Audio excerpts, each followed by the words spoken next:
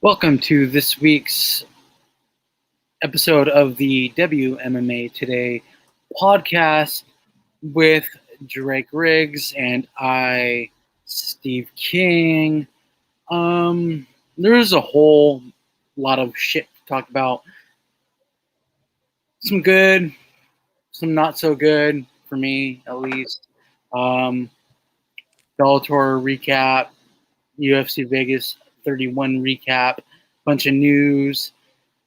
The UFC Vegas 32 preview with four fights. And then, of course, welcome to everybody who is already here waiting for us oh so patiently. This time it wasn't my fault. It was Drake's sorry Wi-Fi's fault. I'm probably still looking quite potatoey. I apologize, guys. I need to fix it. I am aware, but yes, we are here. And Steve, we got to congratulate our new set of mods on being loyal supporters and very loyal supporters. So, congrats to Ghost Phantom, Jimmy, James, and our boy Stamina, giving you the old mod label. Hopefully, we don't need any more than this but just to keep things under control, so we don't have to be as distracted in case of those trolls, which we've been getting the last two weeks now. So. Putting it in your hands, believe you guys have the best judgment. Not to say the others that didn't get modded don't have it, but can't mod everybody, right? So just trying it out, see how it goes. So thanks so much for the support again, you guys. And last week's episode was actually far and away the most viewed. I don't know if you saw this, Steve. It was, I don't know, it got a whole bunch of traction. So that's good, growing and expanding a little bit. And even some of the people we talked about sent some messages. I told you about that. We won't name names, but they saw. Love it. So good fun. Fucking love it. Good. Mr. Beckham, welcome, Aaron. He's telling us to hurry up. All right. We'll get to it. Boy. Good to see everybody. And yes, Chuck, WMMAC now. Hit that like button. Follow us on the scrap. Of course, you're here already. Just follow us. Yeah, you can see right here and right over.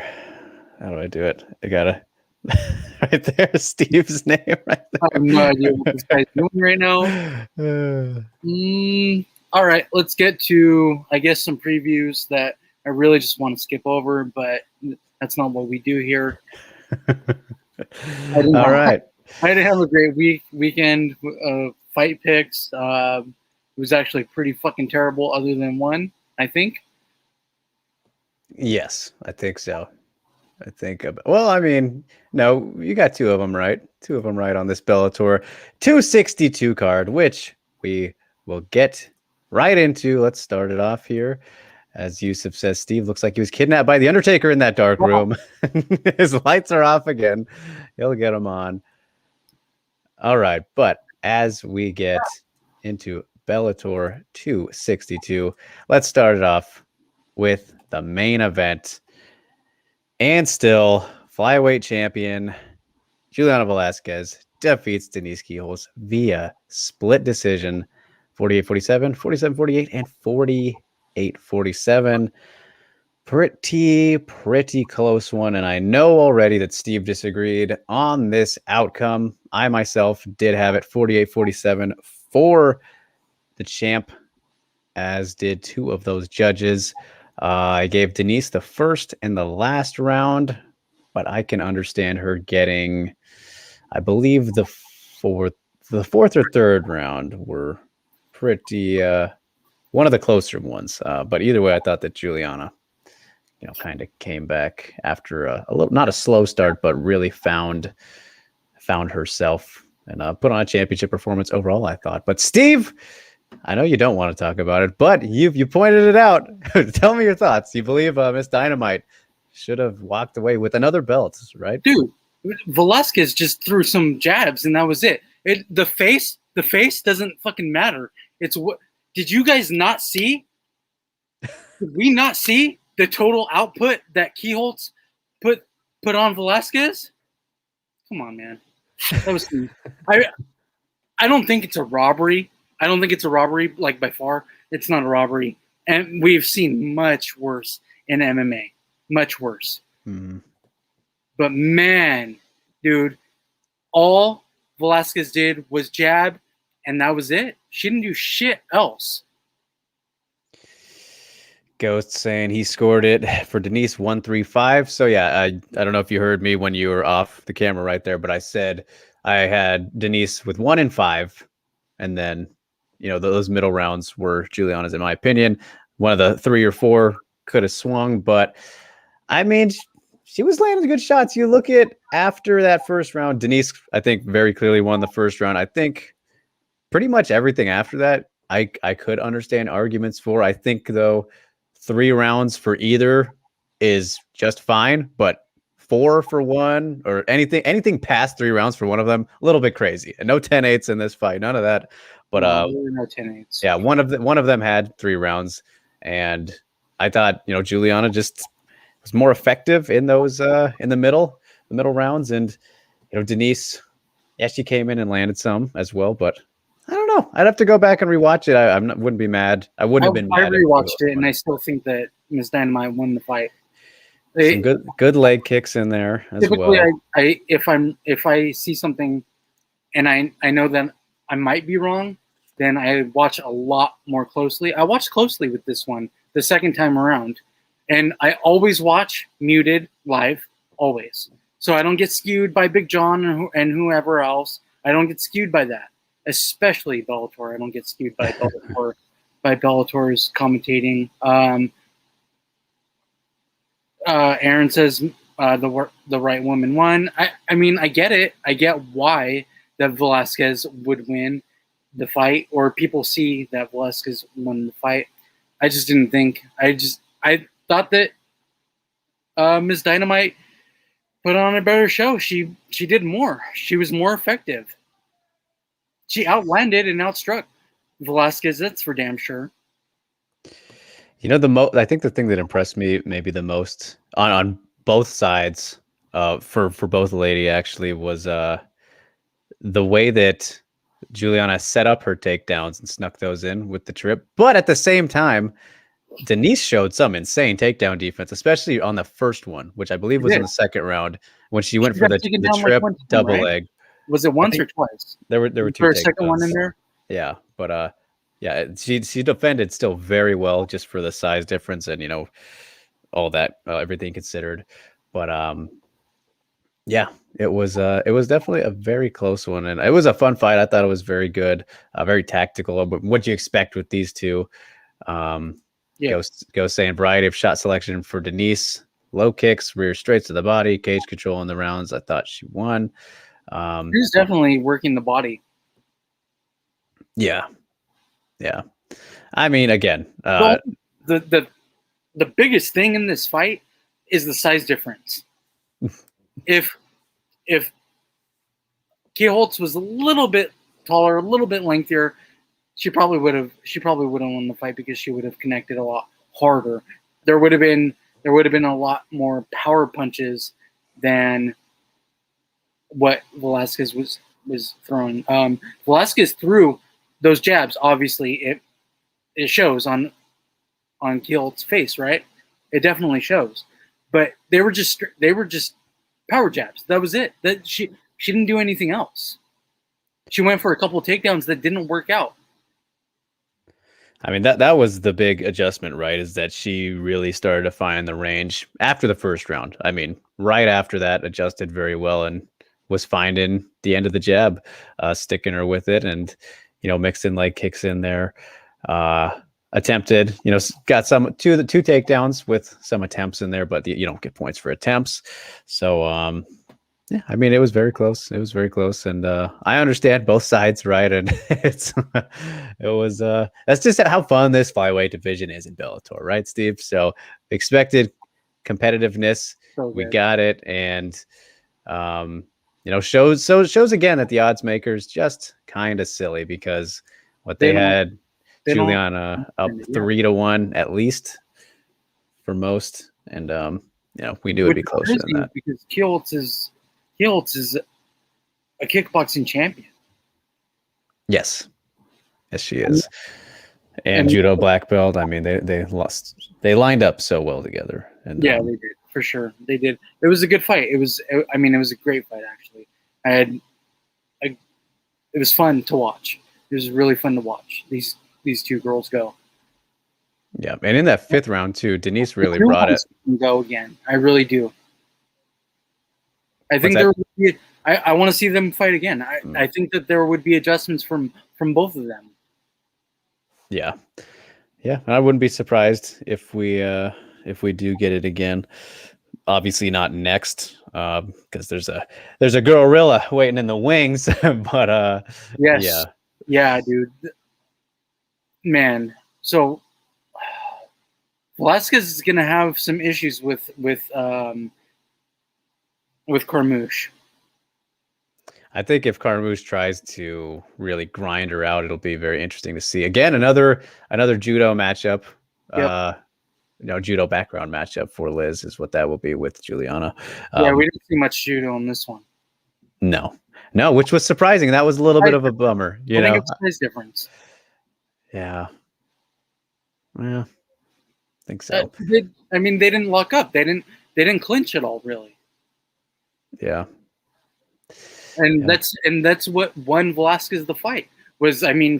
She's literally so much longer than Keyholtz. Yeah, no, that was. If she wasn't able to make that adjustment after the 1st round, then yeah, she definitely would have, I think, been on her way to losing if she didn't decide to get very grappling heavy. Right, like that's the thing, is you never know if a different kind of adjustment would have been made. But Aaron is asking if we have a drink sponsor, and we don't have any sponsors. But I did reach out to a CBD company. They haven't gotten back to me. We need sponsors. Yeah, wouldn't be against them. No, we need sponsors. I would like to get at least a sponsor onto our show. Would be cool. And hello, good to see you. Welcome to the show, Tim McWally, PhD of biokinesiology. It's got his entire description in his name. Love that. Welcome, Tim. Welcome, sir. So that was the flyweight title fight, you guys. Lots of differing opinions there. Interesting to see how the scores coming in. And it was like that all over social media too. Yeah, Rain with the 2-4-5 Velasquez. That one's an interesting card. Yeah, see, it's like everything after, but 1 and 2 probably the clearest rounds. 2 for Velasquez, and then 1 for Denise. Pretty obvious, but then everything after that is like, so I'm definitely going to go back and give this one another rewatch. But you should. I think you should. I still think that Keelts won, but I saw much clearer why Velasquez was chosen to win the fight, which is fine. I'm not mad. I'm not mad at this. I just think that Keelts won. Right. I think they should fight again because it was so damn close. Yeah, I'm sure we'll get it someday. Hopefully, anyways, because for the belt. We might not see it for the belt though. Who knows how long Velasquez is going to be champion? Yeah, got definitely a tough one next, as we mentioned. So, but Steve, I know that you enjoyed this one. So if we move on down to what we saw before, Anger Fist doing her thing. Yeah, man. 3rd round knockout, Diana Silva. She looked great, man. The move to Jackson Wink improved so much. She seems like happy. She seems she seems like she's in a really good place right now, and that is not good. That is not good for the rest of the featherweights. Yeah, a happy Anger Fist is a scary Anger Fist. It's very comfortable, composed out there. This fight reminded me a lot of, I don't know. I was going to say kind of Jenna Fabian, Laura Sanchez, but it looked different. But I was reminded of that in the sense that really anything that Silva had, it just didn't really affect, Blanco. Yeah. Like she connected with some good ones, Silva did, but like just didn't really do much, just didn't affect her. So she was just Arlene's on point. tough. Arlene is tough, Oh, man. yeah. I mean, Oh, yeah. I mean, we've known that though. yeah, has only lost to, the best in the division since getting to Bellator, really. With Cyborg Bud and Marlo Skunin in the very beginning. So yeah, went out there, did great in this one. And I mean, I expected her to get the finish just sooner. I thought that this was a tailor-made matchup for her to look good, and she did, but just had more time showing off. So fantastic finish. It's funny. I feel like people forget that Blanco she's really accruing a very nice highlight reel. I mean, that slam at 206, I will never forget that. One of the loudest, maybe the loudest finish I've ever heard, in my experience. That was a thumper against Leibrock. Yeah, and nice. Of course, the Amanda Bell one came soon after that. Now this one, like, looking good is Miss Blanco. So curious to see what they do with her next, though, because it is one of those weird spots where just lost to the champion pretty easily. So unfortunately, might be stuck in a little bit gatekeepery of a role.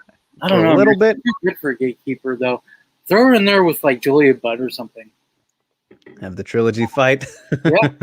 Okay. Could do that. Or love this. Just, something fresh. Tim, the doctor says, was looking for Misha Tate videos, and this one came up. Very nice. Look at that. Good to see it. Good to see it. We will definitely get to Cupcake. Don't you worry about nice that. SEO work. Oh yeah, look at that SEO work. putting it in. So that's development right there, guys. That's you're seeing it live in progress. So good one for Anger Fist, as we mentioned there. And then kicking things off though for the ladies, Steve. I mean, a lot of people were had some thoughts about this as well, but interesting results scorecard wise with this one. Yeah, so I didn't actually see this. I saw the decision, obviously, but Diana Avzaragova beat Gabriela Golfin by split decision. I didn't see it. Did you watch live, Drake? Did you see it? Fight? Okay. Yes. So most people agreed that this, right? She got bloody faced, right? Yeah, a little bit of a bloody nose.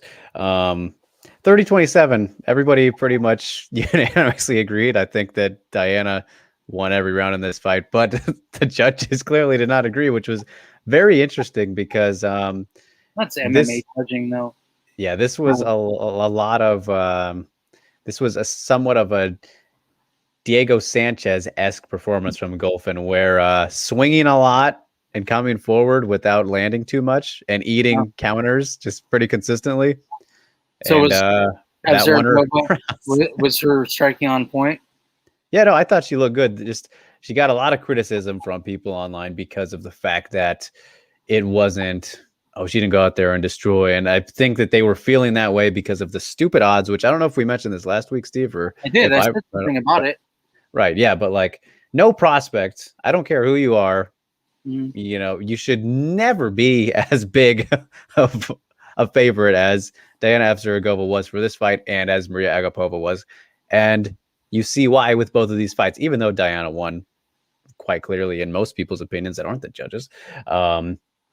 It's just too soon. These fighters aren't established yet. Like, right. How you come to these conclusions is insane. Like, yeah, 4-0, 22 years old. Yeah. And so a lot of people were kind of like, oh man, she didn't look that great, but she went out there and got the job done. Yeah, she didn't get a finish, but as she told me when I talked to her before this fight, like, yeah, she's just trying to get reps in, man, get some cage time in, and expecting these fighters to finish fights every time out. Like that's virtually, you can't do that. They can't do that. Yeah.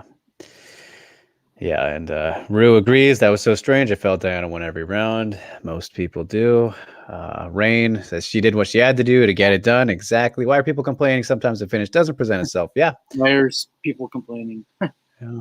because And people complain. the commentary I don't think helped in this one, Steve. So it's Ah, funny that because yeah. they were mentioning a lot how I don't know why Diana doesn't take it to the ground. She's got her great background in wrestling, that 7-year Yeah. experience, all that she's a great wrestler. She is. And I don't think she attempted a single takedown. And so kind of talking about that so much as they did, especially the second round and onward, and how, I don't know, they just kind of made it seem like you wanted to see that, and just is what it is. But I think the thing for Diana was she didn't feel she needed to use it. And one of those things where she's working on her striking. Like we say, we want to see Kayla work on her striking more, right? Because she doesn't need to show off her ground game. Kind of the same thing I feel like in this case with Diana. Maybe if she felt more the need, we definitely probably would have saw it. But again, she still ended up winning, and we all thought she won, all rounds. So Chuck makes a yeah, great point. The problem is Bellator sending novice level fighters too much pressure on them to perform because it's Bellator. He's absolutely right, and we see it yeah, especially with the female prospects. We see them, push to the limelight. You top know, 10. yeah, exactly. They're ranked already. I just with two right there in the flyweight division, I have Zaragoza and Valerie Loretta. Right now, Valerie Loretta has lost her fight. Av Zaragoza didn't really win the way the fans want, and now they're getting shit on by the fans. So the push is wrong by Bellator, I think. And we've talked about this. I don't know how often we've said this, Drake. That's one of the big things about Bellator that we don't really like about Bellator. We love them as a promotion, obviously the fights, and especially live. Fantastic live. But man, the way that they do the prospect thing is not good. Yeah, it creates unnecessary expectations, I think, which For you sure. definitely saw in this fight in particular. And Yeah. was it Jimmy before the Kana flood came in, which appreciate always. You guys love to see it. That's just that time you say one trigger word, one key word, and it gets in there. Not Yeah. trigger, that's not the right word, but I mean by definition it Prospect. works. I But think prospect. Bellator right. prospect. But Jimmy asked how bad was the commentary, and I honestly didn't think it was too bad, and I wasn't. This was on Friday.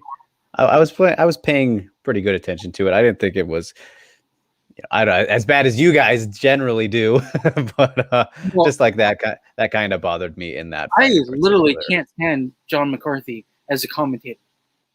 Everybody else is fine in Bellator. I cannot stand John McCarthy as a commentator. I can't stand him. Hey, you don't like Josh on the desk? And yeah, but Alimale did She was fantastic. good. She was very Every good. time Yes. that Alimale, and by the way, Alimale thought the Velasquez won the fight. Every time that they showed Alimale, I unmuted the TV. Yeah, man, she got me so excited. She said she was going to be on commentary, and I was like, "What? Hell yeah, that'll be awesome!" It would have She been already a does lot commentary better. for Lux down in Yeah, Mexico. it would have been a So, lot better if she was on commentary than Big John. Because who was it? Who was it with Big John this weekend? Drake. Grandy, Sean Grandy. Yes, he's fine. There's absolutely nothing wrong with him, and I like Morrow, so I'm fine with him as well. It's He's Big busy John, with boxing, right? right? Morrow's doing boxing stuff right now. Yep, So it's Big John for me. I've yeah. literally pinpointed what it is. And it's a lot of people don't like Big John, and like I said last week, I love the knowledge from that man. All right, it's an insight you don't get anywhere else. But But you as also we said, get with like one or two little, good little knowledgeable things, you get a bunch of bullshit too. Right. Tim finds it okay. So one of the few in the chat. It's fine. I have it muted, so I honestly don't care either way. I have it muted, so it's fine. Yes, but everyone, we're all trying our best out here, right? So, so that is Bellator 262. Shout out to our viewers. You know who you are. Hello, Thanks for viewers. tuning in. Hello. So yeah, overall pretty fun card. I did miss most of the main card actually. Actually, I actually rewatched the Blanco and Velasquez fight. I didn't watch those live actually, so I actually didn't see the main card. But yeah, fun undercard. And Rain chiming in how he illegally streams because of the commentary. You got your reasons, buddy. That's We hilarious. appreciate you for it. Very, Anyway, very cool, Rain. very cool. Let's move on. Love to wave the pirate flag. Yeah, the pirate flag for that one, along with the Kana flag. But UFC Vegas 31 also went down inside the Apex. Hell of a show. Steve, not too satisfied for outcome reasons, but in terms of an overall show, we only got 2 decisions. Pretty fun one. I mean, I wasn't super invested in a lot of it, but I'm glad that we got some finishes. So I thought it was a pretty good card. And the highlight, obviously for me, you know, I love me some Cupcake Steve. She's a favorite for me. You know this. We go way back at the beginning of WMMA Today, speaking about the old Cupcake, and how about that? Yeah. So it was a fantastic return for Mama Misha 2.0. She's calling it. She beat Marion Renault. Said goodbye to Marion Renault because that was her last fight. She retired at the end. Bad way to retire. She's not one to get finished. Oh man, first time. That's terrible. You're goodbye and you get finished by a woman who hasn't fought in 5 years. That's bad. You wouldn't have known, man. No, Misha looked wonderful. She looked so good. Ring rust, huh? Ring rust, what? No, she none. looked. Yeah, that was none. It was non-existent. So good to see Misha back. Yeah, and I tweeted it out afterward, like a new but old injection, of life into the division right now, which very, very exciting. Now she's got to be ranked. I mean, Renault was ranked number 12, so Misha Tate's got to be right there at number 12 once the new rankings come out. Yeah. So just an excellent performance from Misha all around. Very sharp on the feet, a lot sharper than over time in her career. She got a lot more technically refined.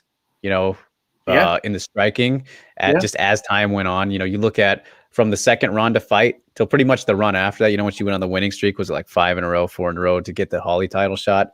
Really sharpened up the hands. You remember she dropped Jessica Eye in that one, looked really good there. And just over time has gotten sharper with her hands. But in this fight, just her striking was very precise, and she wasn't really slow at any point. And yes, it was against Renault, but Renault's been active, so I don't think that you can use the age knock as much of a thing here in terms of opponent. And then on the ground, vintage Misha did her thing. We know she's always been a good wrestler, all that kind of thing. Ends up getting the ground and pound submission, not submission, but TKO. She usually finishes with submissions instead. So, she looked really good everywhere. Yeah, took a couple big shots, but didn't really bother her. Not too big, really, but she shook everything off. Yeah, it was not quite what I expected. I expected a little bit of vintage kind of crazy exciting Misha, and this was very exciting still, but it was one-way traffic. So. Yeah. It was very cool to see, and you can't help but feel good for her. And it's a bummer for Renault, but it's what it is as well. Yeah, so. I think that she's happy. She'll be happy. she's not one of those people that are gonna go out and then come back. Yeah. She was what, very 44? adamant. She's Yeah, 44 already. I mean, there's already, if she wasn't gonna retire, it was coming to a close anyway. Yeah. Yeah, and she's very adamant beforehand. If you watched any of the pre-interview stuff, she was very much like, nope, this is 100% it. And at this stage, yeah, as you said, 44, likely it. But it was always a fun fighter to watch. I enjoyed Marion Renault fights, so wishing her all the best going forward, whatever she plans to do. Keep teaching. Is she still doing teacher stuff? I'm not sure, but either way, good fun career for Renault, and a career to continue for Misha and continue to get back to the title, which, you know, as Chuck points out, yeah, only fighter to finish Renault. Ghost, lots of improvements from Misha, as he highlighted in the mailbag. And oh boy, yes, he highlighted them very, very, very well in the mailbag, which we will get to. And Bantamweight just gets more interesting, says Chuck. It sure does. Jimmy says Misha looked very good. Happy with that win. Vintage Misha, says James. Yeah, you know. Well, I said that, but he repeated. Yes, there we go. So there's a lot of questions in the mailbag kind of about what is next and all that, I think. Yeah. So we can kind of save that for later. But either way, everybody's just happy that Misha came back, and it was just happy that she's happy, right? She's in a great place, man. So hell of a win, hell of a way to come back. Joins the likes of the other former champs coming back to, I mean, they did become champs. Dominic Cruz and GSP came back after long layoffs. They got their belts. See if Misha can do the same. All three look spectacular in their return fights, at least. So we'll see. But all right, Steve, now your heartbreak. We got to get through it. We got to get through it. Expected it to happen, but not quite this quickly. Let's get into it. Yeah, so Amanda Lemos beat Montserrat Ruiz. Conejo, 35 seconds into the fight with punches. It was fucking brutal to watch. Broke my heart. Yeah, Lemos is for real. She's definitely legit. She's so strong, powerful. Yeah, another fight where we knew the size difference was going to kind of be there, but didn't matter in terms of grappling or anything like that. Yeah, we didn't see anything. Didn't get a chance. I mean, 35 seconds, we didn't get to see anything other than that. Yeah, so just kind of, as Ghost points out, kind of saw this one coming. There was no way Ruiz was closing the distance, and when she tried to, we saw that it, led to disaster. I mean, that's 4 in a row now. 3 finishes, didn't finish Mizuki, but dropped her. I think she's dropped everybody in all of those fights, if I'm remembering correctly. We knew that she should have got somebody upward in the rankings after or before this. For this fight, it should have been somebody ranked. Now you goddamn better give her a ranked opponent, UFC. What are you doing? She was already ranked. Yeah, already ranked. Should have been fighting another ranked opponent. Something like that. Through Montserrat a little bit to the Wolves in this one, and just it was too soon. It was too soon for Conejo. Yeah, and I mean, she still has potential. That's the thing. People are going to shit on her, do all that kind of thing, but we still know. But she just beat Cheyenne Bays. Like, there's a difference between Cheyenne Bays and Lemos. There's a massive difference between those two fighters. I mean, great for Montserrat to take the fight, sure, but big opportunity, all that. Yeah, it's a huge. Why would she say no to that? Yeah, exactly. So UFC kind of just put her in a rough spot right there, and that is how it played out. So I mean, 35 seconds. We can't really say much more. Yeah, very much so. I will say though, I do like I like Amanda's new haircut. I'll tell you that much. It works. So looking very much forward to see who she does get next, and that is in the mailbag as well. So we'll save that for then. But Here come the cut bays. Chance from Rain.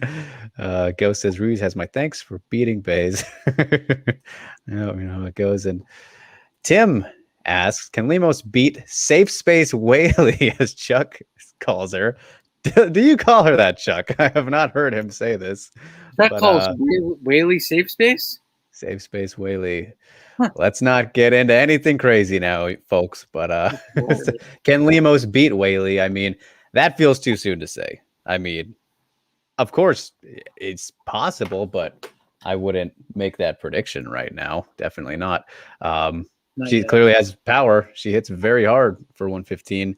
But yeah, no, too soon to say that. Could she? Yes, of course. Anybody can beat anybody, but that would not be a safe bet just yet. So Safe Space Whaley. Safe Space Whaley. Oh, Chuck. Oh, Chucky.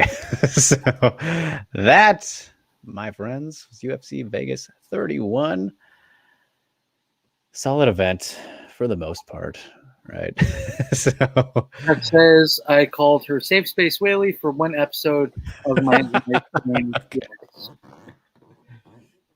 All right. So not a consistent thing, but it has happened. Appreciate the honesty, sir. And Tim was there for that one show, apparently. Yep. Good for you, Tim. Good for you for calling Chuck out. Right. Love to see it. You love to see it. All right. Now, mailbag time. As I mentioned, plenty to get into here. And you know who's first, as always, every week. Our man, the newly minted mod himself, Mr. Ghost Phantom, taking up the space in my DMs. Let me crack it open here. All about Misha. So, Steve, there's a lot to unpack here, so I will read this one out. As he provided GIFs even, or little videos, as you can see. So we got some visuals for you guys provided by our man. It's got Ghost is pretty much a part of the show now. He's pretty much part of the show. He's pretty much, I mean, yes, he's pretty much a host at this point. So I love it, man. He's a quiet host. All right. He specifically said he never wants to be shown on video. Yes, behind the scenes. He's our Jamie, sort of. Pull that shit up, Ghost. So here we are for the Twitter mailbag. He says Misha Tate has displayed improved striking mainly in her entries. And so as you can see here, 3-second clip. He says here she level changes, followed up by a head and shoulder feint to see how her opponent reacts. Yep, looks very nice. And then he says in the past, Tate used to use just lateral movement with a head and shoulder feint, but never built off it, as shown against Holm. Oh, God, I love that Holm fight. That's the one Holm fight that I actually liked. And then he says Tate has also added the ability to circle and line up her jab as the opponent moves forward. Yes, good little clip there. Looks very nice. And then he goes, in the past, she would just try to slug it out with no thought, and a rare kind of case here, I think, because this was against Ronda. You know, a lot of bad blood. Don't know if that's a great example, but true. It is an example. They right threw, out the gate. Dude, they hated each other. Right in the very beginning of that. Great rivalry. Yeah, there was a lot to unpack with that one. And then he continues on. It was so good. Yep. He says, this is what impressed me the most, her ability to cut the ring. In this sequence, she used probe steps to back her opponent up. While her opponent backs up, she would take a lateral step towards the cage to force her opponent to move the opposite direction. You love to see that.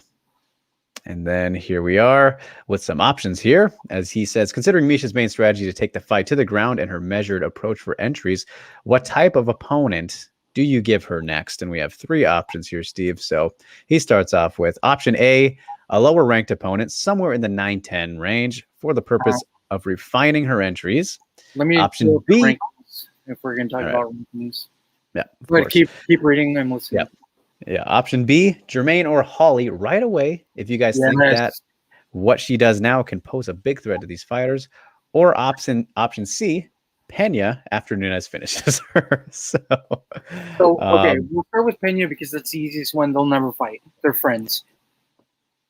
Well, they would fight if champions, but that's not literally it. You know, Pena's not going to do that. They won't fight otherwise. Option A is out the window though right away. what was option A? Lower Lower rank, ranked. somewhere in the 9 to 10 range. So 9 to 10 range is Landsberg is 10 and Macy is number 9. So here is the immediate thought, and we've Pat and I over at the Body Lock, shameless plug, kind of talked about it a little bit right when the signing was announced, but Misha with a win, and it's still possible, I think, very well could just get the next title shot right off of this. Very possible. I don't know if she would quite want that. Maybe one more to get kind of fully comfortable again. But I don't think so, man. I mean, I like personally, I wouldn't care if Misha were to get a title shot right off. I'd be fine with it, but I don't think that they'll do it. I think that they'll make a bigger fight. Yeah. So rather than give her a title fight, they'll make a big fight. Maybe headline a fight against a Holly Holm or something. Yeah, so that's exactly my thought process. Is she's one fight away for sure. And so here, I think that you give her one of three options here, which is GDR, Holm, already mentioned by Ghost, or Aldana. One of those three, because those three are all around the title. Obviously, two of them already lost to Nunes, so you don't really want to see them get a title shot, but they're up there. They're up there regardless. So I think that in terms of who the top two contenders are, Aldana and Misha are now them, depending on what happens with a fight we will talk about later that is this weekend. But then you're killing off one of them, right? So maybe you don't want to do that when you could do, and probably should do it this way, where Aldana goes on to face GDR. Brilliant fight. Make that a main event, please. And then Holly Misha rematch as that's a main event as well. And I mean, of course, it's those four, I think, can be mixed up any way you want, except you're probably not Holm versus Aldana 2 just yet. Very, very much too soon for that. But you take those four, mix and match in any way that you can. Maybe the ones I just said would be best. Hard to know, but I think Misha's definitely going to be one fight away, especially considering just the landscape. And Irene, I think, will also need one more win because of the weight miss. So I think that essentially that would be option B for me, right? I don't think, the Pena one, we pretty much addressed that already. So, I think definitely B if I was to do a narrowed down here for you, Ghost. So, I already said on Twitter right after Misha won that I want her to fight Holly Holm again. I want to see that rematch again. I think that they're at different points of their careers now. It's a perfect fight, I think. And Holly's still the number one contender or whatever she is. Yeah. So, I mean, if Misha gets the fight against Holly, good for her. I like it. I want that. I want to see that fight. I already put it out there on Twitter. Yeah. I would not be mad at it. Just good to have these kind of fun options at bantamweight. That's something we've missed for a bit. Yeah. Finally, yes, and we get a big bantamweight fight again this weekend. We had one last weekend with Aldana. Mm-hmm. Yeah, back to back, 3 in a row. So yeah, we're getting great bantamweight fights. Movement. Finally. Yeah, so definitely. Great analysis there from Ghost. He really has a good analytical mind for kind of seeing things, as you guys have probably noticed over the weeks. And a good question there, but he has a little bit more follow-up. He says, put yourselves in a manager position for Tate where you want the best possible outcome for her. So he says, follow-up. Do you want to see more improvements from her, or do we rush her? And the reason he asks is because only a few female fighters are able to give multiple looks to disguise their entries. And he gives the examples of Nunes, Holm, Jermaine, Valentina, Whaley, Rose, Joanna, Cyborg. So that's the thing is, like, I think we pretty much addressed it already, but the UFC is gonna rush her, at least to some extent. Like, is one more fight between a title shot rushing? I guess so, but in the division right now, probably not. I do think that it's a little bit rushed. Yeah. But again, I wouldn't mind it at all. I wouldn't be opposed to it at all. I don't think that they'll do it. I think that they'll give her like a GDR home. Yeah. So yeah, I mean, it just kind of, I think that's just. If we were her manager, though, we want a title shot, right? Right? Fuck it. Former champion, we want a title shot. Screw fighting Holly Holm again. Screw fighting Jermaine Durandamy again. Title shot, baby. Yeah. And surprisingly, though, Steve, her and GDR never fought. I'm very surprised that hasn't happened. So, yeah, they've both been around forever. Yep. And so that cleans up all of Ghost's comments. And yes, no problem, buddy. And I see that you guys are already being put to work this week with the new duties. And I have a feeling it's the same person. I agree. I agree. So. Rain says, title shot for Misha. See what she can do. Yeah, I mean, at least she got one in, right? Like that was the biggest thing. But we'll see. It'll be very interesting. And who knows? Amanda, she's fighting in 3 weeks now, 3-ish, 2-ish, coming up here. So depending on how badly she hurts her fists on Juliana, yeah, who knows? I mean, who knows how much longer she'll need. So timing wise, we can look at it that way. I don't know. Either way, I am pretty confident saying we'll see Misha before the end of the year once more. For sure. That seems safe. Yeah. So I think we're going to see Misha a lot now.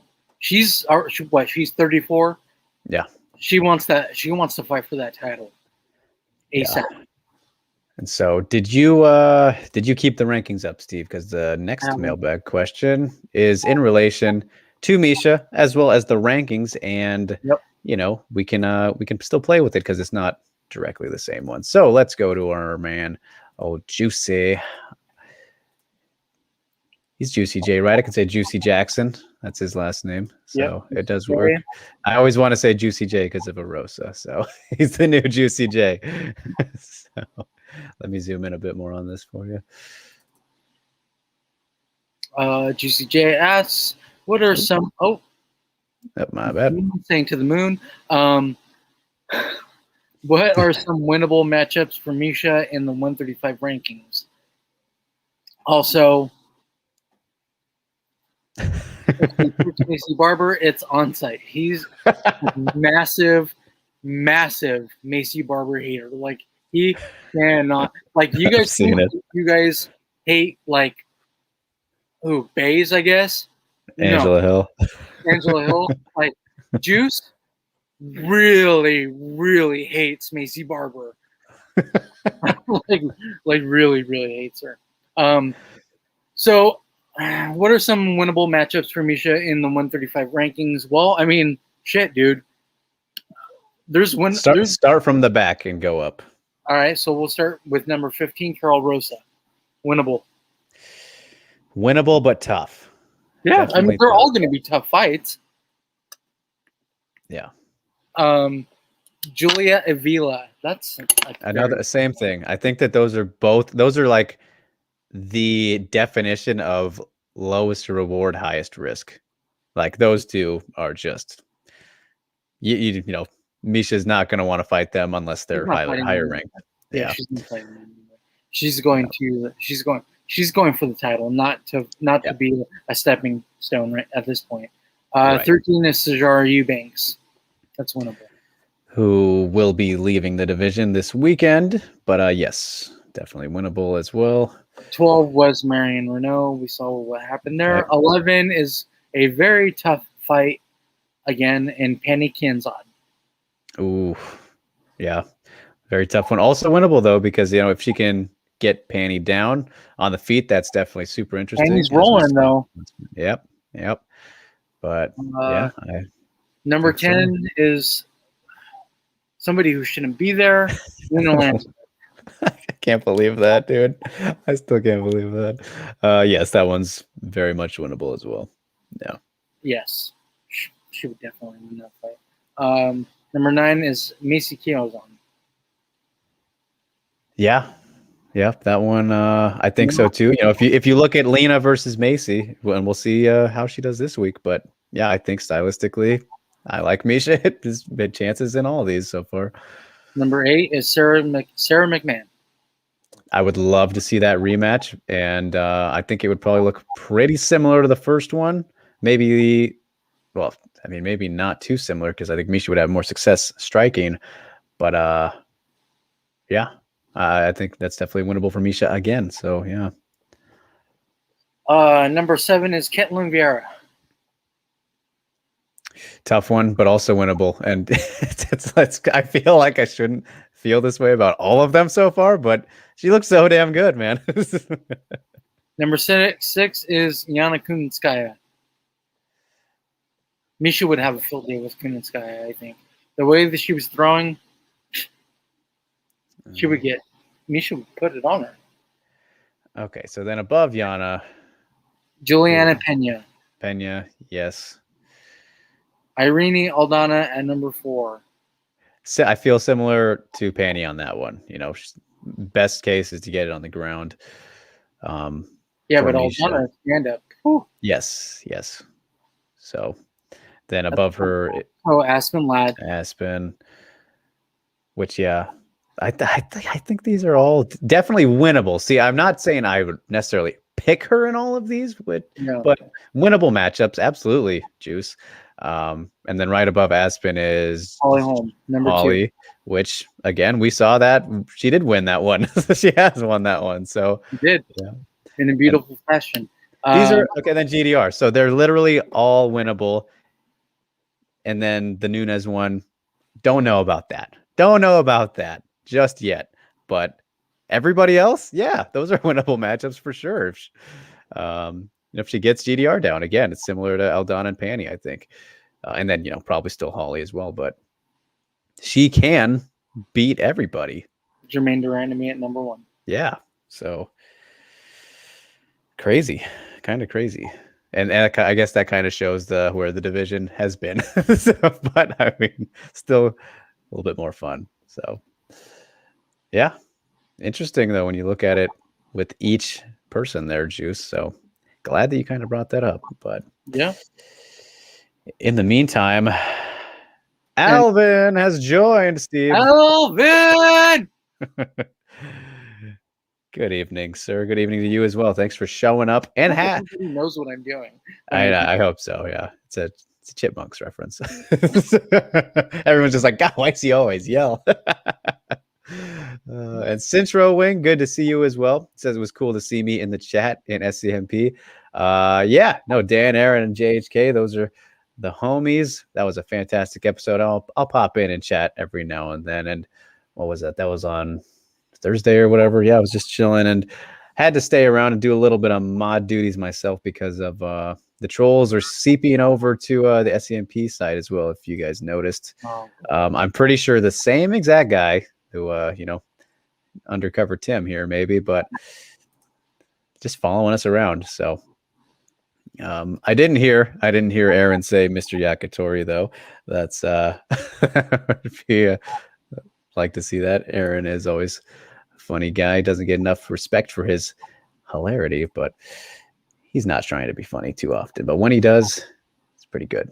So yeah, Ghost, more of the same. I think honestly, just this last couple of weeks, it's probably been just one psycho, probably. Well, because he keeps saying this person keeps hinting at the same thing. Exactly. I train BJJ. What coincidence? This timing too. Right. Yeah. We're giving him too much time. Yes, already have. So he's gone. So. Indeed. All right. So thank you, Juice, for that one. Where is he? No.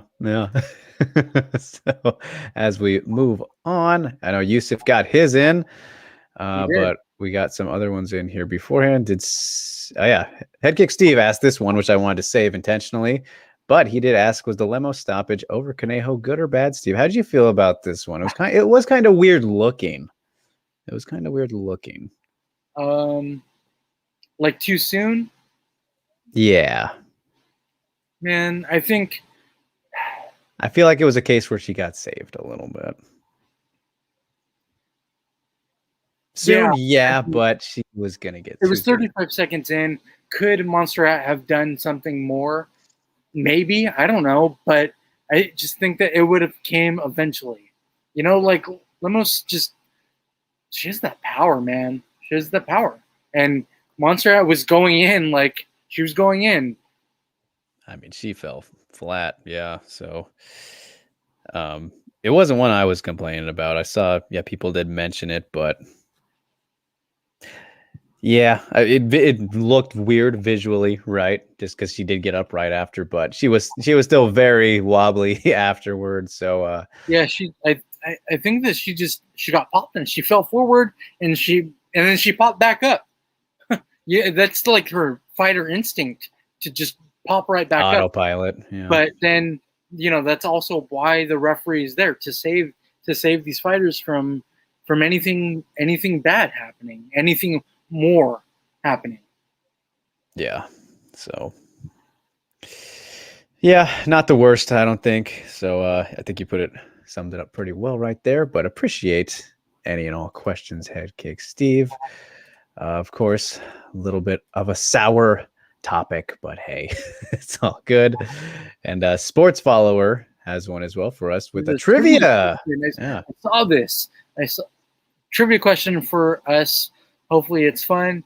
Why is Never Quit on all of Julian and Velasquez fight kits? So, Sports Follower, for trivia, we're gonna need the answer, man. So, are you here? We need to drop something in the comments. Let us know you're here so we can get the answer. But it has to do with her brother. Yes, that is my thought as well. So, we'll need the answer at some point. Maybe it'll be while we're on, or you can respond on the mailbag tweet itself. Yeah. But I would assume that's got to be the same thing because she even has a tattoo about her brother, right? So, yeah. If you guys don't know that story, big part of her journey and why she's fighting. So, yeah, indeed. Maybe he said never quit. Who knows? I don't know. I don't know, but I'm just assuming that never quit is because of her brother there. Yeah, indeed.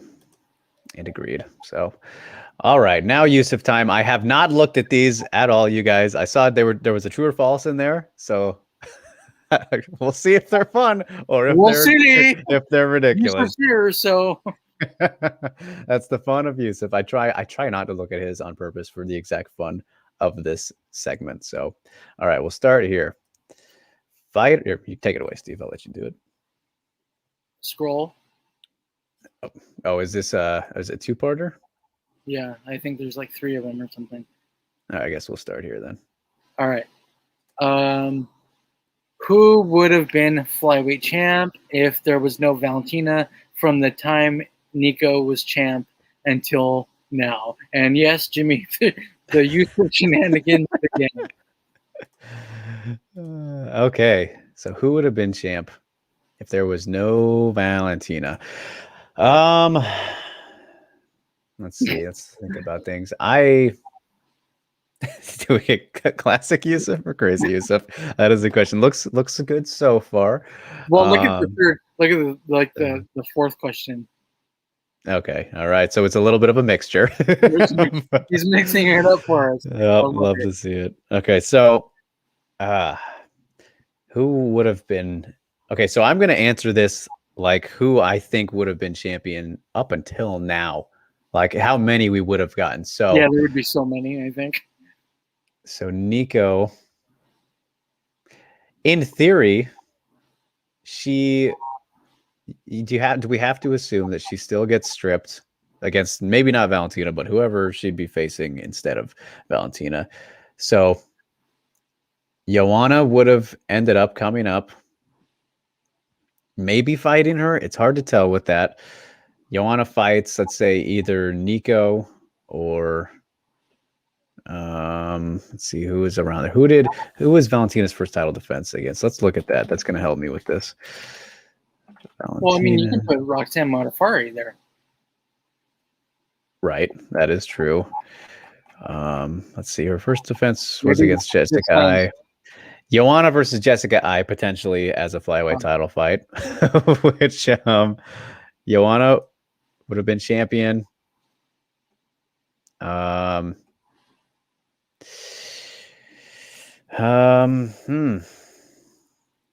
Carmouche against Joanna would have been very interesting. I think Carmouche maybe could have. I don't know. That's tough. Probably not. Assuming Joanna still goes up. I don't want to say just Joanna, but Jennifer Maia, Chukagian around there. Andrade, I see popping up here from Makoto. Oh gosh, I just said that. I literally said oh, that. did you? Didn't hear it. He says it's okay until the last question. Yeah. But Jimmy says JJ versus I. That's funny. That is very funny to think about. I mean, this is a very tough one, but I mean, there's a problem with saying and feeling like, because I do have a feeling like that Joanna maybe would have become champion, held it till now, maybe. The problem with that though is like, I feel like she would still be a little bit, in and out. She wouldn't be very active and maybe still want strawweight because she felt that way anyway. She's like, I'll go up, I'll get the flyweight title, I'll come back down. So maybe she would have just dropped it either way, but I don't know. I mean, and any of the ones who have been floating around there anyway. So we mentioned all of them pretty much, but who to say for sure? That's very tough. That is a very tough question, Yusuf. Lauren Murphy. So yeah, I don't know. Or of course, Kana Watanabe, as Rue says, she's the real flyweight champ. Yusuf says his answer. Yeah, Caitlin Chukagian would have been the champion. Yeah, it's terrible. But then Andrade is in there, so we would have had Chukagian and Andrade as champs. Andrade Chukagian. And maybe Liz, but I mean, Liz did beat Chukagian. I think she would have beat her again if they were to have a rematch at flyweight. Liz versus Andrade, that also would have been a rematch, but that's one we've kind of missed out on, huh? Liz versus Andrade. I mean, they first fought at bantamweight when Andrade that was her first UFC fight, I think it was, on short notice. So that would have been interesting. Alvin says, I think Mrs. Calderwood could have had a chance to be champion. Yeah, I mean, especially if you look at how she gave up on or gambled the title shot. Definitely a chance. I don't know. Yeah, that might be the toughest question you've asked, Yusuf, because there's so many what ifs about it. But, there's a whole lot. But Jimmy mentions that Liz finished Andrade in that fight. Yeah. She dominated pretty good there. Back in that was like 2013-ish, 14 maybe. Crazy. No graduation year for me. So. I don't know if that would happen again, though. Nah, probably not. She's gotten a lot better, clearly. So yeah. Tough one, Yusuf. You just aged yourself, homeboy. I know. It is what it is. But second part. Most dangerous weapon in women's MMA, for example, Nunes Power or Jones BJJ. Well. Or Aldana's boxing. GDR's kickboxing. Holly Holmes kickboxing and boxing. The most dangerous weapon. It's probably I would out of those two specifically. I mean, those are just examples. You can go with any, right? But Roba's jiu-jitsu. Yeah. Suarez and Carla's wrestling. Yeah. Suarez and Carla's wrestling. You can put. I guess you can say Chukagian's boxing. Valentina's everything. She's like the perfect fighter almost. Yeah. I'm gonna say though Dern's BJJ just because of the fact that it has worked against every single person that is not on her level, and that only person was Verna, and obviously we didn't get very much time for them to try on each other, but I just if you look at what is consistent danger and works practically every single time, it is Dern's jiu-jitsu, and Nunez's power is a good shout, but you look at, I think you could say Cyborg's power is right up there as well. Yeah. Obviously, both equalizers, and we've seen people be able to at least last through it a little bit.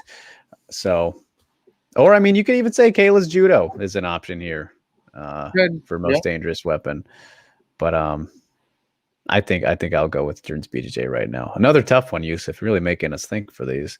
And Ghost pointing out in the comments. Huh? What'd you say?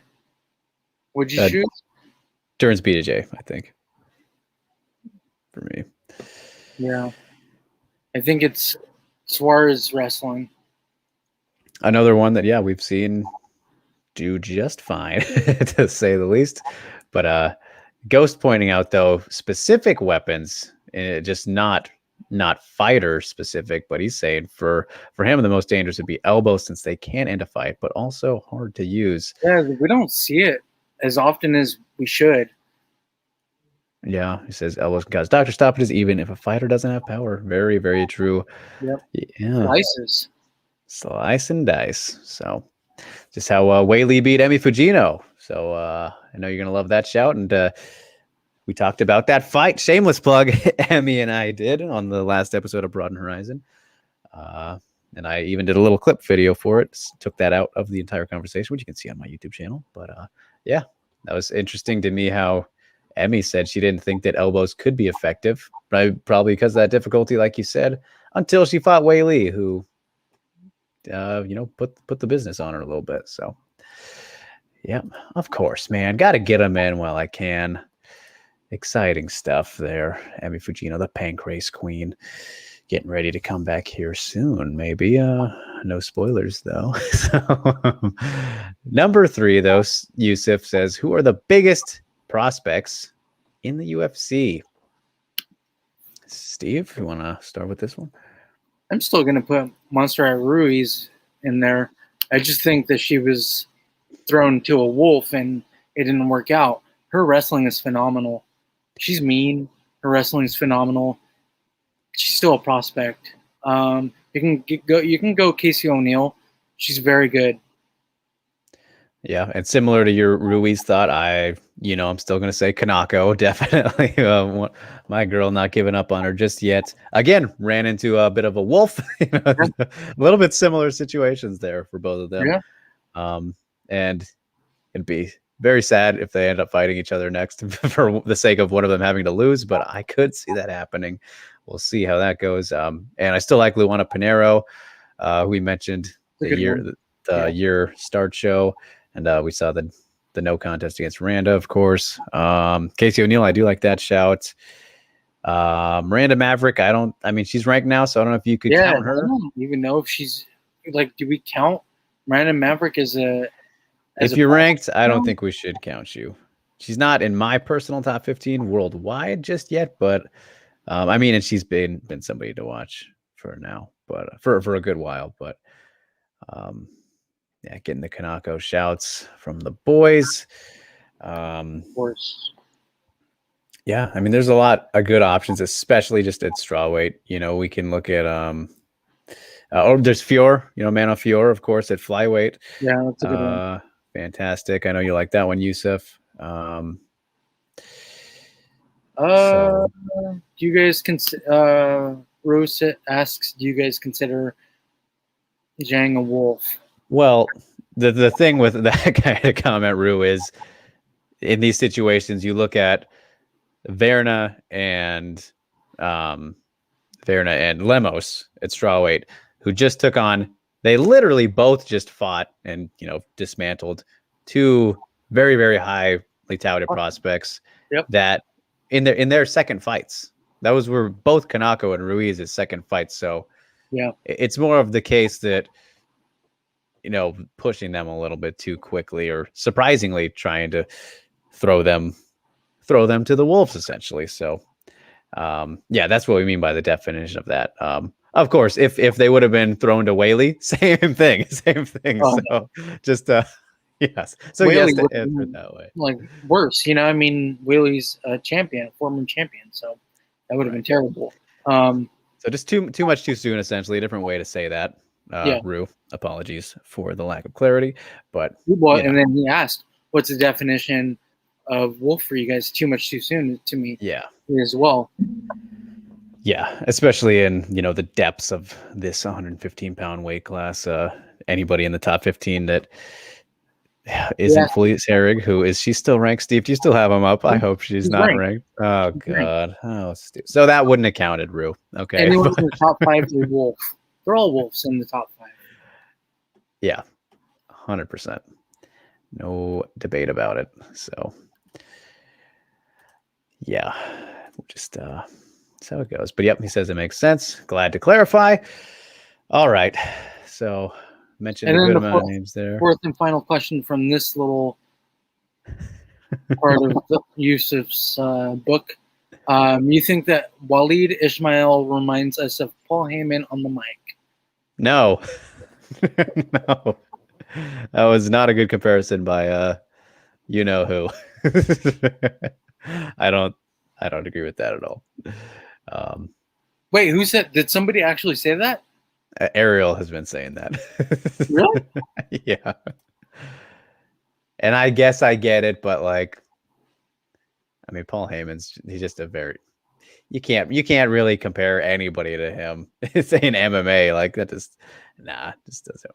Well, I mean, there's that. Chuck says he's a poor man's Waleed. There's that. Okay. Yeah, Paul Heyman is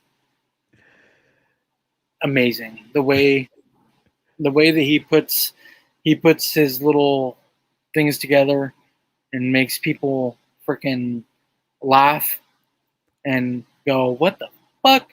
and then think like, "Oh shit, that actually made sense." Like there's a lot of thought. There's a thought process into what Paul Heyman says on the mic.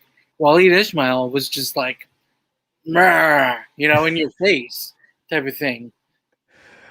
Oh my God, with his ET finger. Which was great. Yeah, which was great in its own right. But I mean, it's not Paul Heyman. Yeah. Yeah. I don't know. Waleed's just kind of goofy to me. He's doing his thing, but he's just goofy. And there's no fucking way that he translated what she said. Yeah, I think that is safe to say. Yeah, and as James said right there, well, he just speaks his mind and doesn't translate. He goes in and listens, and then he gets the mic and says whatever he wants to say. In that sense, he is like Paul Heyman because he's doing his own thing rather than translating. Because Paul doesn't translate. He just speaks. He just speaks for Brock and whoever. So in that sense, yeah. But you remember when CM Punk was with Paul Heyman? No, I didn't watch back then. No, not at that time. CM Punk was literally the best person on the mic ever. I think, to me, one of the best promos for WWE ever, like in pro wrestling ever. And they put him in there with Paul Heyman. Like, dude, CM Punk doesn't need anybody to talk for him. Right. Yeah, that's funny. That's like the opposite of Paul. And I mean, he doesn't even talk that much with Roman right now. Because he doesn't really need it either. But well, he's gotten a lot better. Right. He definitely needed it. Roman Reigns is definitely not. It took Roman Reigns a long time. Yeah. But before we lose all of the audience with the wrestling talk, which pops up every now and then, Rue asks, Lemo said that two top 5 opponents ducked her. Who do you guys think that is? I mean, that's bold. That's bold if true. And this could kind of correlate. Probably Yan Xiaonan and Carlos Esparza. Xiaonan and Carla. Jeez. I mean, because there's no way that they're going up to Weili or Joanna. Like, maybe it was Joanna. Joanna's not taking fights as Right. it. Exactly. So maybe it was Joanna.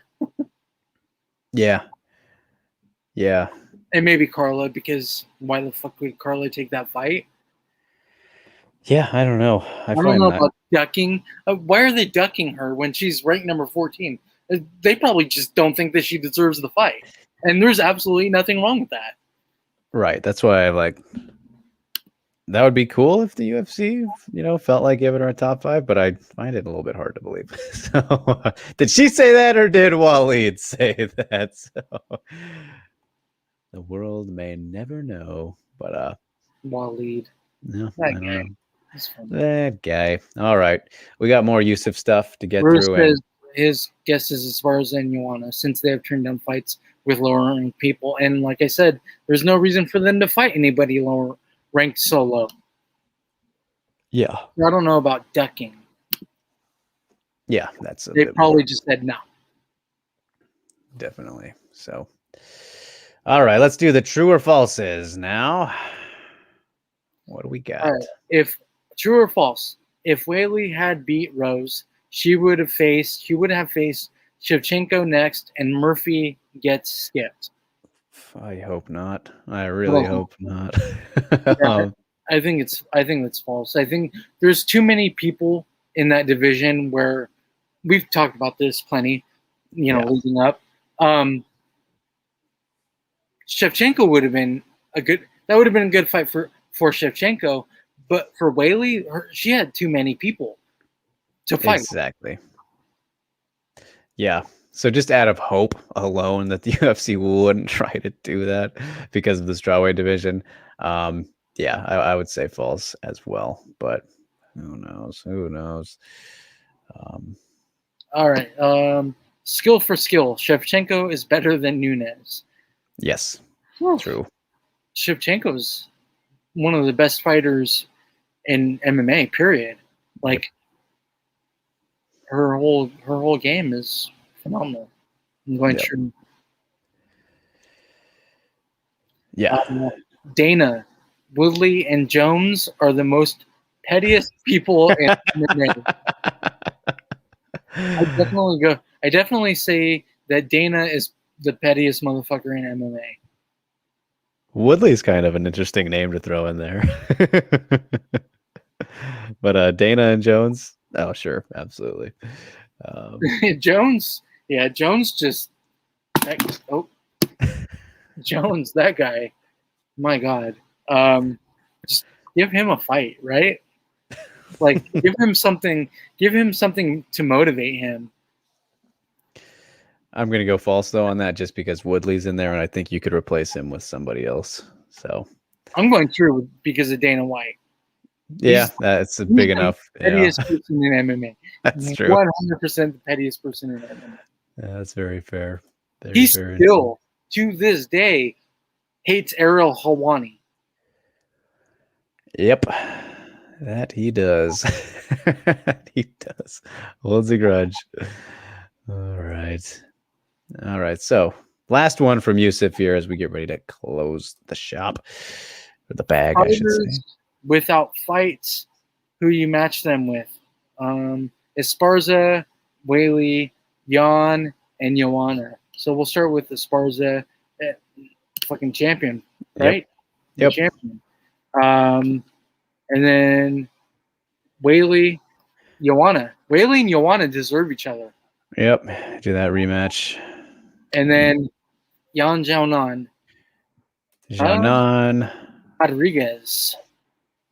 She's facing Duran, though, so they're out of the equation. Yeah. Gedalia?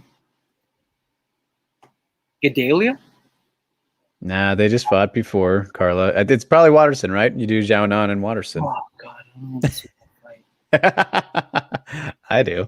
Like, I was kind of going up past that fight. Like, I really don't want to see that fight. There's Ansarov. Nina Nunes. Yeah, that one works, yeah. Okay. Yeah, do Nina Nunes. She's ranked higher than Watterson. Okay. Yeah. That was fine. 7 and 9. Yep. Would be. Okay. UFC are going out of business. Thank you.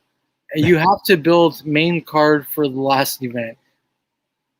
Only fighters from today.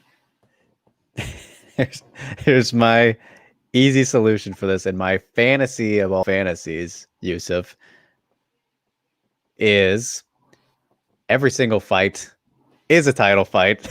All the champions are fighting on one night. Easy. Easy peasy. So I don't care who it's against. We're just getting all the belts defended. It'll potentially be the longest night ever, but I don't give a damn. It's the last night. It would be so good. It would be so going out with a bang. Yeah, for sure. UFC ain't going anywhere, so we don't have to worry about this at all. Right. So, yeah, you agree with my choice there? Yeah, the way to go. All the champions. Yeah, give us all championship fights. Yeah. So, and then a bunch of interims too. Like then, yeah, why not put all the top contenders? Because make it crazy. Because if the UFC all of a sudden wanted to come back or whatever, then at least they have interim champions. Very true. Very true. But all right, we will wrap it there. Speaking of champions, there's a new champion in WWE. What just happened? The girl who won the Money in the Bank last night, the superhero girl, Nikki Cross or something like that. Yeah, she just cashed in. She cashed in the night after and pinned Charlotte Flair. Wow, they're just milking those Charlotte wins to get her to 16, right? She's already like 17 or some shit. Oh, really? Yeah, Jesus. I don't know. Yeah, she's like 17 or 19 or some shit. No way. Yeah, I don't know. I'm looking it up.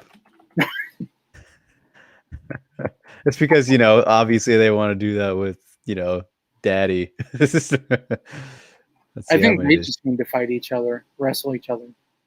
Yeah, at this point. Don't you? Let's see. Yeah. Let's see. She's got 10, 11, 14. If you don't count the tag team. It's very close. It's very close. But anyway, again. All of a sudden our numbers go down. Going down, dropping. Let's close up the mailbag. That's Thank you, Yusuf and Ghost. Yes. Phantom. Headkick Steve, Juicy J. Yeah. And all right. Sports follower. Yep. Follower. Always commenting on the Bellator stuff. You love to see it. All right, so let's get to the news now, you guys. Some very not there's only 4 bits here, and the first one didn't see coming, but some good news, Steve. I'm excited for this, and it sucks on one end, but it's very good for the person and all that kind of thing. So here we are. Yeah. So Invicta FC featherweight champion Pam Sorensen has officially signed with Bellator. And she will be fighting some of the best featherweights in the world. Finally, so good to see Pam Sorensen go to a big promotion, and have fights. Yeah, one of those people who got you could say robbed out of that opportunity with the UFC. I mean, the Ultimate Fighter, when they skipped to her and Caitlin Young and people who are actually featherweights. Yeah, very cool for Pam. She's been out for a little bit, had the surgery. I forget what it was on, but kept her out for a little bit. Missing the start of Invicta coming back and all that kind of thing, as we discussed way back whenever that was. And now here she is, Bellator, joining a division, because Invicta, like the UFC and like everywhere that isn't Bellator, doesn't have a division. But she is a good addition, no doubt. Yeah. And you have to think, Steve, a fight away. There's big fights out there for her. I mean, Julia Budd. Yeah, that'd be great to see. And she did you see she tweeted at Cyborg right away? Right away. Cyborg's been talking about her for a bit. Yeah. So, Yeah. I think yeah, that, I don't think that they put her. Maybe they do. Maybe they go champion versus champion, and they say that she's an incoming champion. You know, it'd be smart, but maybe we they know acknowledge that it. Bellator struggles with promotion, so they won't do that. Yeah, they should. They now that I think about it and I actually said it, I think that's the way that they should go. But they won't. Yeah, exactly. I think that we'll get either Pam versus Bud, which I like that one, as you said, or Blanco, as we mentioned earlier. That's there you go. Good. Right there. Those two would work. Both be good. And either one are totally fine to give her a title shot off of if you don't give her one right away. Those are both two of the top 5 featherweights in the world. So, yeah, happy for Pam. Good for her. Hope she gets a fight soon. And I mean, one with Julia, line that one up. She should be. If I don't know update on Julia, coming back to Bellator just yet. I'm curious to hear about that. But Makoto asks too much too soon for Pan if she faces Cyborg. I don't know if it's. She's a champion, right? She's been around forever. I just don't think that they would. I don't know if they would put her in there right away. It would be smart for them too, though. They can go. Just a layoff. Pam's just had a bit of a layoff is the only thing there. Yeah, but I mean, she's a gamer, man. Yeah. A fighter. This is like her life. Yeah. Yeah, we'll see what they want to do, but I feel like we're definitely going to get that cat fight next with Cyborg. And yeah. Hey, they might even do Leslie versus Pam. Who knows? They'll do whatever is something we're not talking about. Although something ridiculous. Yeah, Zingano did send out a tweet about a cryptic tweet. She didn't say anything about Misha, but she did the little sign emoji right after the fight. Cat did? Did. Okay. Interesting.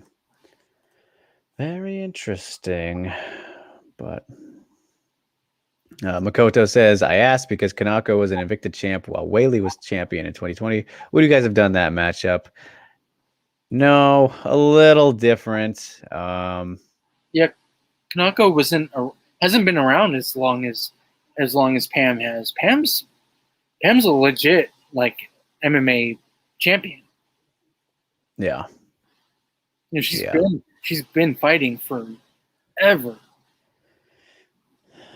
Yeah, you kind of have to look at the entire resumes. Like with Vanessa Porto, for example, she should have came in. Title shot would have been fine.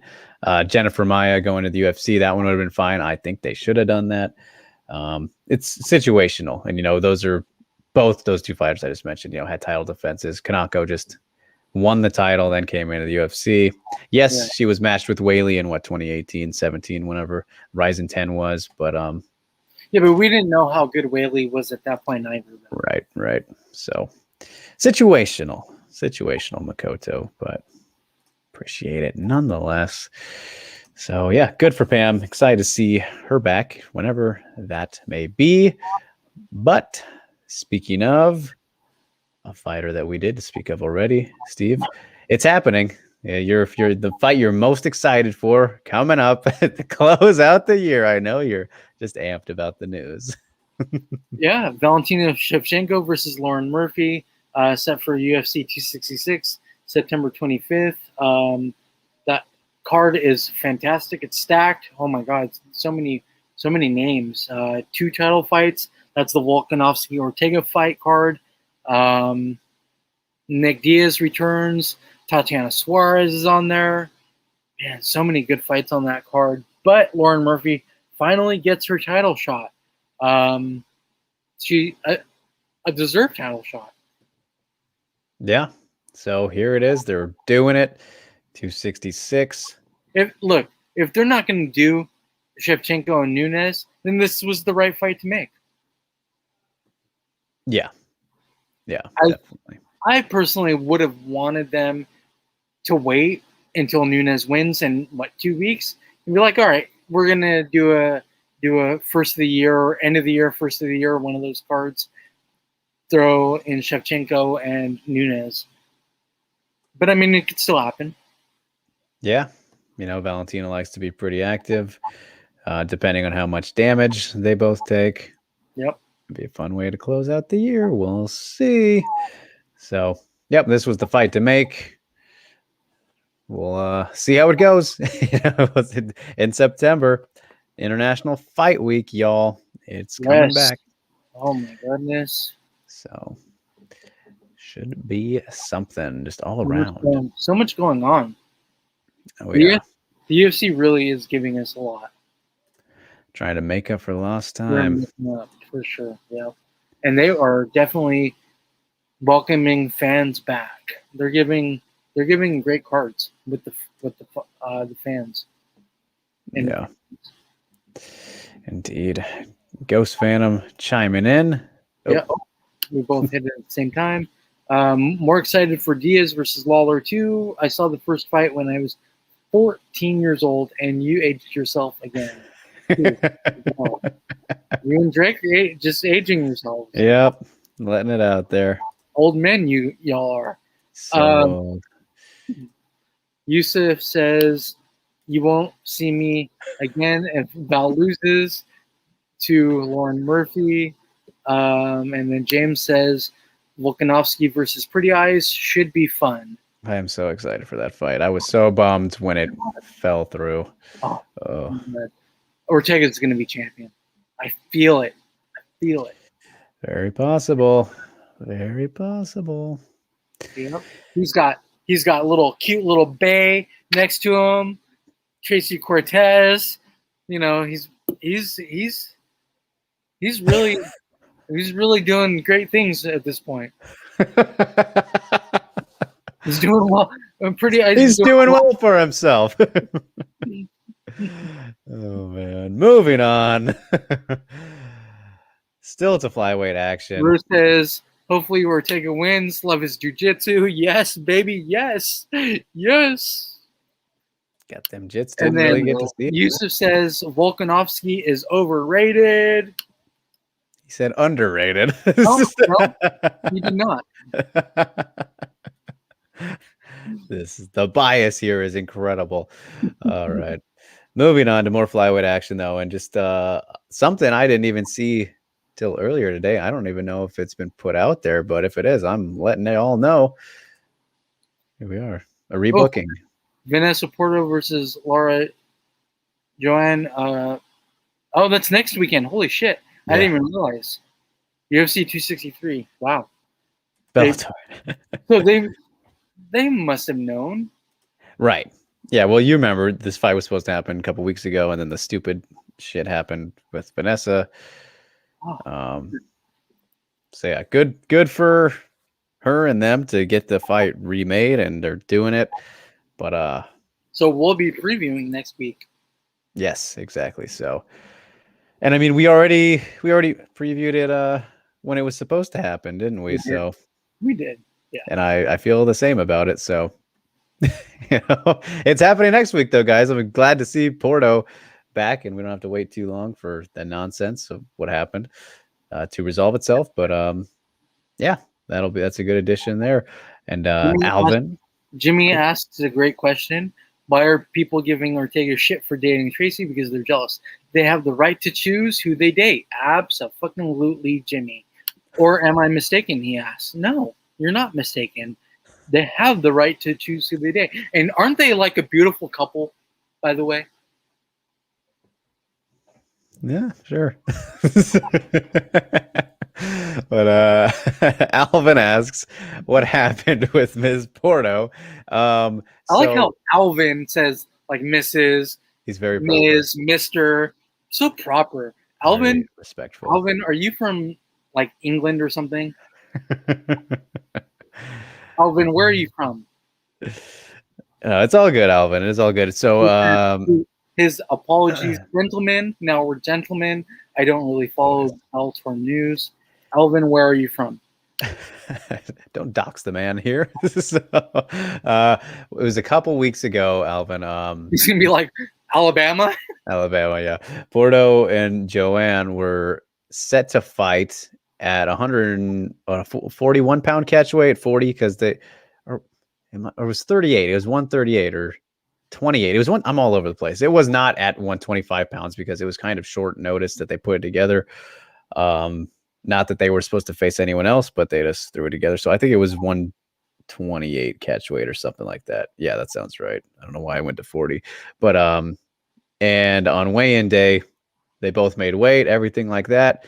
And then the commission decided that Porto, she was unfit to fight. And they said like heart stuff or whatever. But then she was like, no, I'm actually fine. Yeah. And they, got other doctors saying it was all okay. So it was a mess. Yeah, it was very, very silly. Yeah, just to go through that nonsense all for nothing. So, oh my God, Alvin's from Albuquerque. No wonder. Jimmy with the sweat smile. There you go. There you go. Never been. But yeah, I mean, he says hopefully Porto feels better. I mean, she felt fine the first time, which is why it's so odd. She was fine. And I think that there was another case, something like that happened during this pandemic era. So just the commission over there in Connecticut's a little funky sometimes. Or what, the Mohegan, they have their own because of the reservation, right? No. Yes, don't blame the reservation. No. Don't blame the reservation. They sit on the reservation. Right. The commission isn't the reservation. Right. The commission is a bunch of dumb fucks from Connecticut. Shout out to old Missouli. Not a lot of people like him. He's an idiot. That's why. Yeah. What a moron that guy. So, what was the big thing with that guy? That I had a really big issue with him. When he was getting all testy about the scale thing? Yes, it was the scale. Yeah, oh my goodness. I wanted to punch him in his fucking face. And then You're not alone. And then he backtracked. Yep. Yeah, that he did. Like a little bitch. A little weasel. A weasel of a man. Steven Espinoza type. Yeah, right. Weasel of a man. Oh man. But yeah, Porto, Joanne next week. Hopefully nothing stupid happens again in Los Angeles. So yeah, good fun there. But as for more flyweight news, Steve informed me of this directly before going on air. So Steve, give me more details. Give the people the details. I don't know the details. I just know that Mara Romero Barella signed with Invicta. And she's going to fight on the August 27th card. That's literally all I know. And so if you guys remember, Mara was actually an Invicta before coming to the UFC. Yep. She headlined that one card against Dudaeva. Got the submission, right? I know she won the fight. That was the headliner. Yeah, I don't think it was supposed to be, but no, but it ended up happening and being the headliner. Like people will say bad headliners.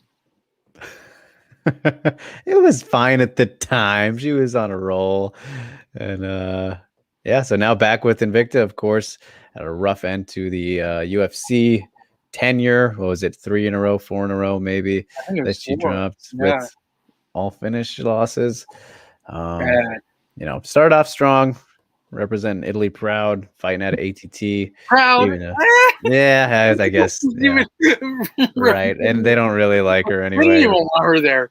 She's not even welcome in her own country. Yeah, my bad. Forgot about that mess. For those that don't know, she is about a 30-year suspension from fighting in Italy. Pretty much a lifetime ban. She'll never fight in Italy. Yeah. So yeah, that is that. And that was for drugs and steroids and shit. Like cocaine and like a bunch of other crap in there. Crazy. She was a drug runner, man. Yeah, kind of. Yeah, very wild to look back on that situation. But hilarious. Remember we talked about it. We were doing the show at that time. Yeah, she had like 4 of her wins overturned. Yeah. That was fantastic. That's the drama that I really want in MMA, right? Like I really want bad drama, like some juicy shit. We need like John Jones to go crazy again. Oh boy, do we? Yeah, absolutely we do. Because the best shit that we get right now is Conor McGregor saying that he was hurt before the fight, and the UFC knew it. That's like the best that we can do right now, and that's not good. That's not good. That's not good enough. No, it's not. We need some heavy shit. So, either way, looking forward to seeing how MRB looks in her return fight, because it didn't end very well, like I said. And what was her last fight? Was Bueno Silva, right? And yeah, look, but started off strong early, but just ended up, she fell off. got caught there. Yeah. So see what she can do. I'm surprised that she even fought in the UFC again after all that. Right. Fought a couple times. Yeah. Like, it was pretty crazy that the UFC even brought her back. Yeah. Definitely just a very unique situation. So one that we'll never see again, probably. Yeah, would be surprised. But also, we'll see how that 27th card shapes up too. I was waiting to hear about the next Invicta event. So that's literally the first thing that we've heard about that fight card, and it's a signing. Should be news soon. Then you would think.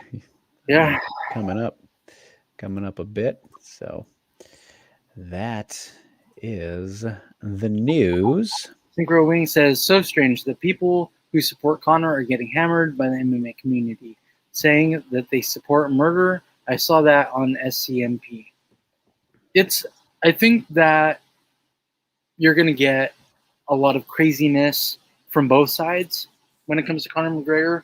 It's, his fans are crazy. The people who hate him are crazy. Like, it's just a bunch of craziness. Yeah, that is for sure. So I feel like you're poking there, Saint Crow. It was Whaley. Was one of them anyway. And there was Rhonda, of course, as well. Well, she didn't really wish him well necessarily, but she definitely got some flack for what she said, which was fine, I think. But anyway, we have fights to preview, Steve. We have 4 of them on one card here coming up. UFC Vegas 32, everybody, going down this Saturday night in the UFC Apex. What are you doing, Steve? Adjusting something? No, is the mic on? Yeah, I hear you. Oh, that's weird. The power light's not even on. Well, can hear you. Maybe, I don't know if weird. It's through the mic or whatnot, but yeah, I don't know. We got you. It's not through the mic. Oh, so you've just been using. I thought it sounded a little bit different today. So, gotta love the fun of live streaming, everybody. Fixing some technical stuff on the fly before we get into the fights. Let's see how different he sounds. Mic check. Yep, I hear you. All right, there we go. So let's kick it off, Steve. We have, what is it? I saw actually that this fight is at strawweight. So I was wrong last week when we talked about it, or whenever we talked about it, but let me adjust this very quickly right there. Kicking things off at strawweight. So somebody's going down rather than going up. Yeah, Diana Belvita versus Hannah Goldie. That's a strawweight fight. It's a good one. It's a fun one. Didn't we just talk about this last week? Yeah, they announced it last week, and I thought that it was at flyweight. I remember seeing that it was at flyweight, so we thought Goldie going up, which was going to be interesting. But instead, it's Belvita who's going down. So right, she seemed pretty fit for flyweight, so I expect her to be in some pretty good shape if she makes this cut down to 115 safely and all well and all that. But it's weird. She's coming off of 2 losses, as you guys can see on the screen there.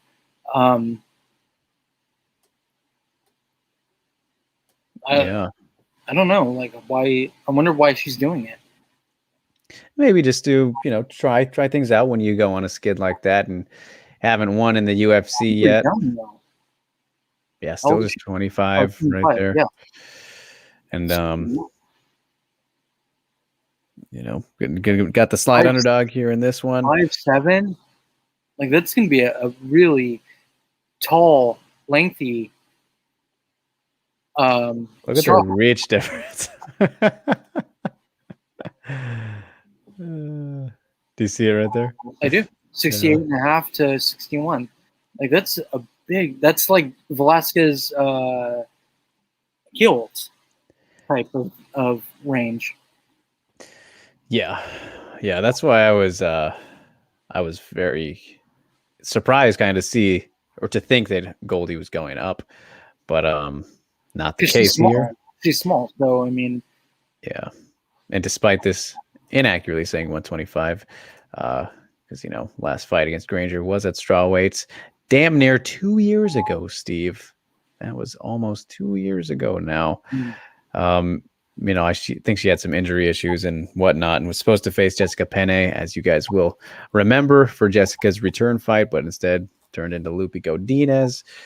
And now here we are with Belbita dropping down to straw weight. And if you remember, in that Liana Jojua fight, which she did get submitted in, was doing pretty well on the feet. And, we've seen Belbita around for a good bit now. If you remember, she did take on Ariane Lipski in, I believe that was the inaugural KSW Flyweight Championship. But pretty fun scrap while it lasted. Belbita, of course, did not come out as the victor, but that was years ago. So she was probably around 21-ish. Yeah, very young. So how long ago? A pretty good amount of experience for how young she still is. 19 fights. This will be her 20th. Taking on Goldie, who's still just 6 fights into her career, despite having the age in her favor. It's going to be interesting to see how Goldie, like both of the stories with these ladies, is Goldie coming off of this lengthy layoff, the injury type things, which I don't remember hearing specifically what they were. And then Belbita looking to rebound and get her first UFC win in a new division, all of that. And then, of course, she does have the size advantages, which against several strawweight fighters, you might think she would have the advantage against. But we'll see how it goes. Again, she was looking crisp on the feet, hurt Jojua in that fight, but then followed her to the ground and paid for it. So needs to work on the fight IQ. And who knows, maybe she'll be fine. Should be able to work from the range, and unless Goldie gets in on her. But again, it's really hard to tell with this fight because of how she'll come in and how both of them will look, as I said. But very interesting to see kind of the size of favorites that Goldie is. And, we've seen her for a bit now, Steve, right? She was on the Contender Series, wasn't she? That's how she got in against, was that Pop-Tart Robbins or Callie Robbins? I love that nickname. And yeah, was undefeated before taking on Granger, who, we've always been fairly high on Granger as well, even though it hasn't quite panned out for her either. Strawweight is just a tough division. So in this one, I think I'm gonna believe in Belbita's experience and the new division paying off in her favor, and maybe a little bit of money to be made if I was to drop some down on it. But she's the underdog. Yeah. Plus I always say, look at those women's fights. Indeed. So I don't know. I thought Belbita looked good until she got caught against Jojua. That's really what I'm going to be looking at the most in this one.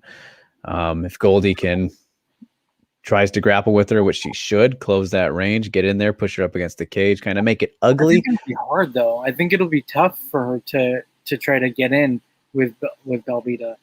Yeah.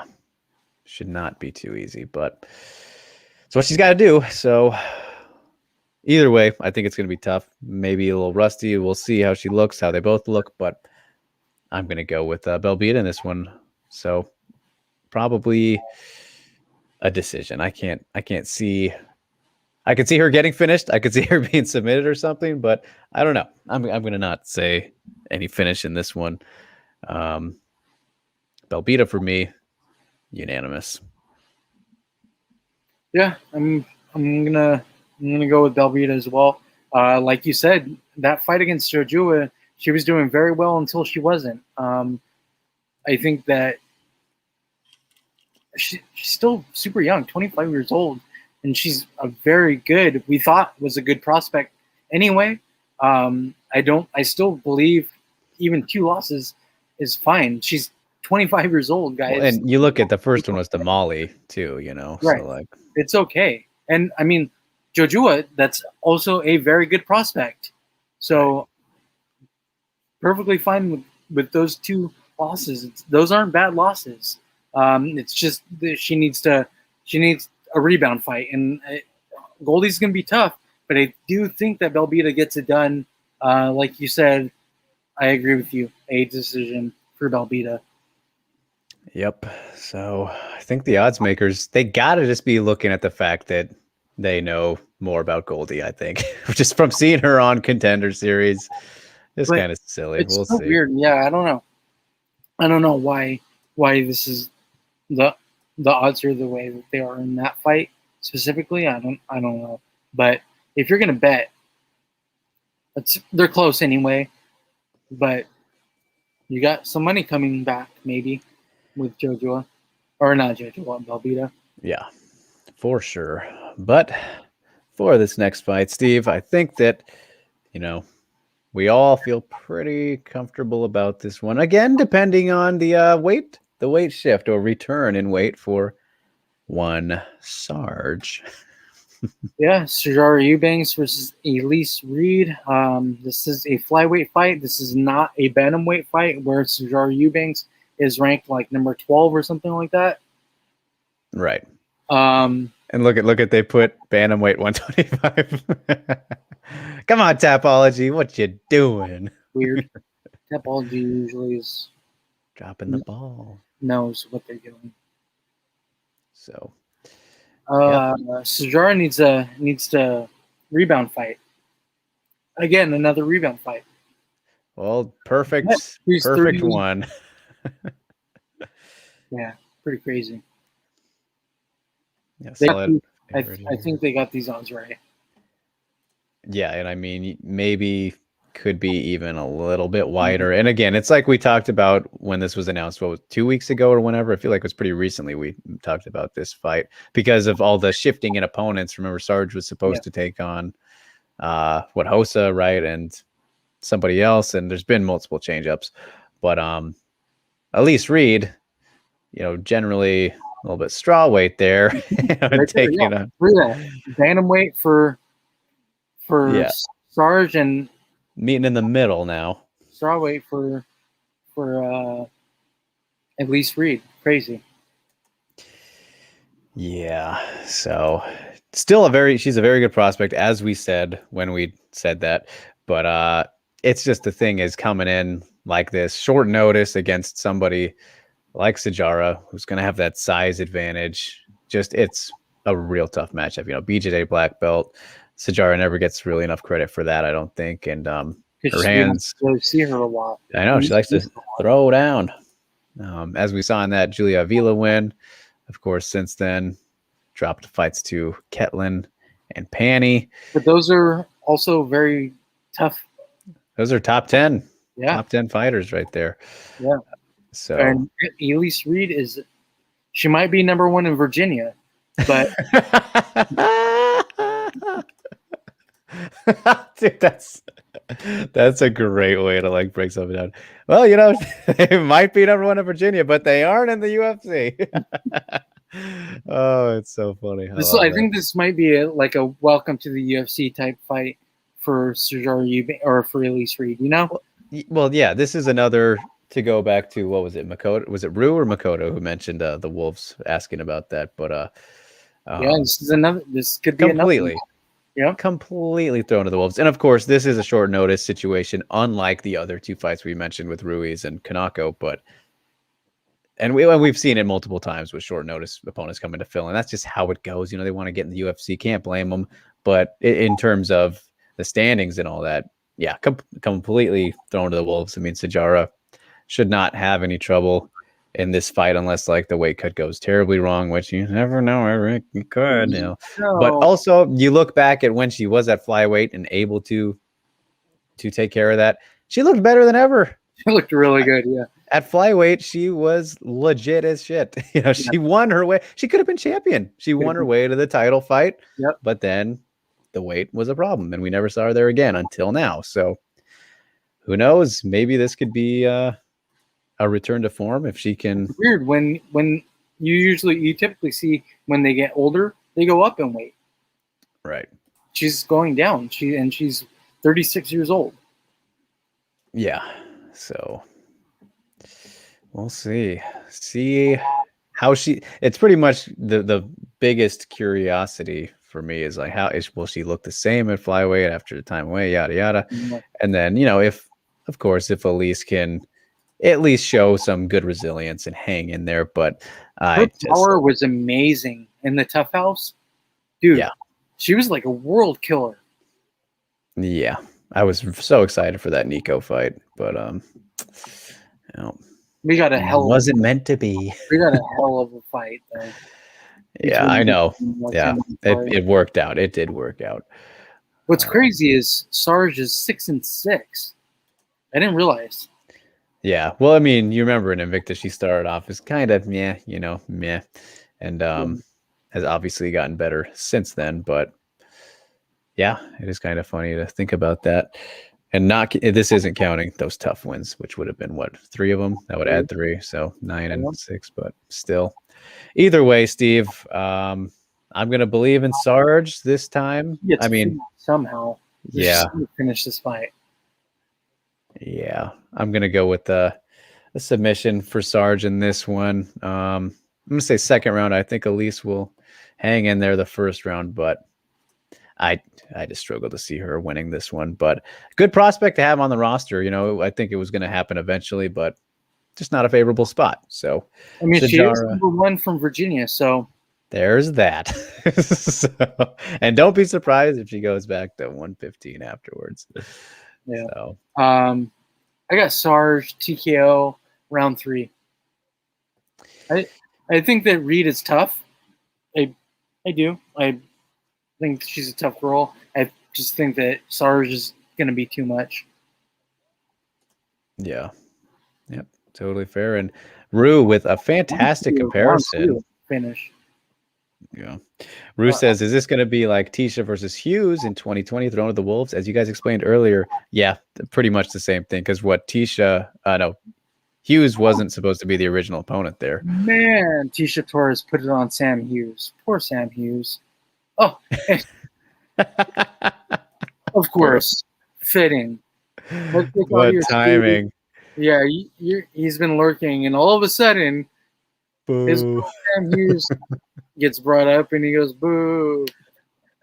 Oh, my God. That's hilarious. Yeah, I think that's a good comparison. Yeah. Elise Reed is okay, right? Like, she's good. She's good. Just she's got to win over Jillian DeCourse. She's a CFFC champ. And Eubanks. Yeah, at a higher weight than she normally fights at. It's just recipe for disaster. So, yes, good comparison, Rue, for the most part there. So, Steve and I in agreement once again as we continue onward, keeping things at 125 pounds with a fight that I believe we will all agree on once again, and one that I'm still pretty surprised that they ended up going with. But here we are, buddy. Yeah, Miranda Maverick and Macy Barber, everybody's favorite, Macy Barber, up in this bitch. I think this is a main card fight, right? Yes. It's going to be entertaining for sure. It'll be entertaining. Yeah, and Macy been rather quiet since the last loss, hasn't she? She's not saying a damn thing. Really good. And I mean, Humbled maybe. well, I'm curious, Steve, once we start getting some hearing from her, how she talked. Like, I don't know what she did at all for training for this one, but I remember you were very critical last time of her needing to switch camps. So Yeah. so I wonder if she has done that, I because don't I know. I have don't not know. kept up. Yeah, neither have I really, but I guess we'll see who's in her corner come Saturday night. No clue. Her dad will probably be there, I'm assuming. Oh, surely. Yeah. Surely. But here we are with odds makers agreeing these are the most accurate odds I think we've seen out of those other two fights. This is fine. 150 favorite, minus 150, that is, for Miranda, to plus 125 Close. Macy. Close. Yeah, relatively close, but the right woman is the favorite indeed. I mean, they're both properly positioned there in terms of the odds. So Yeah.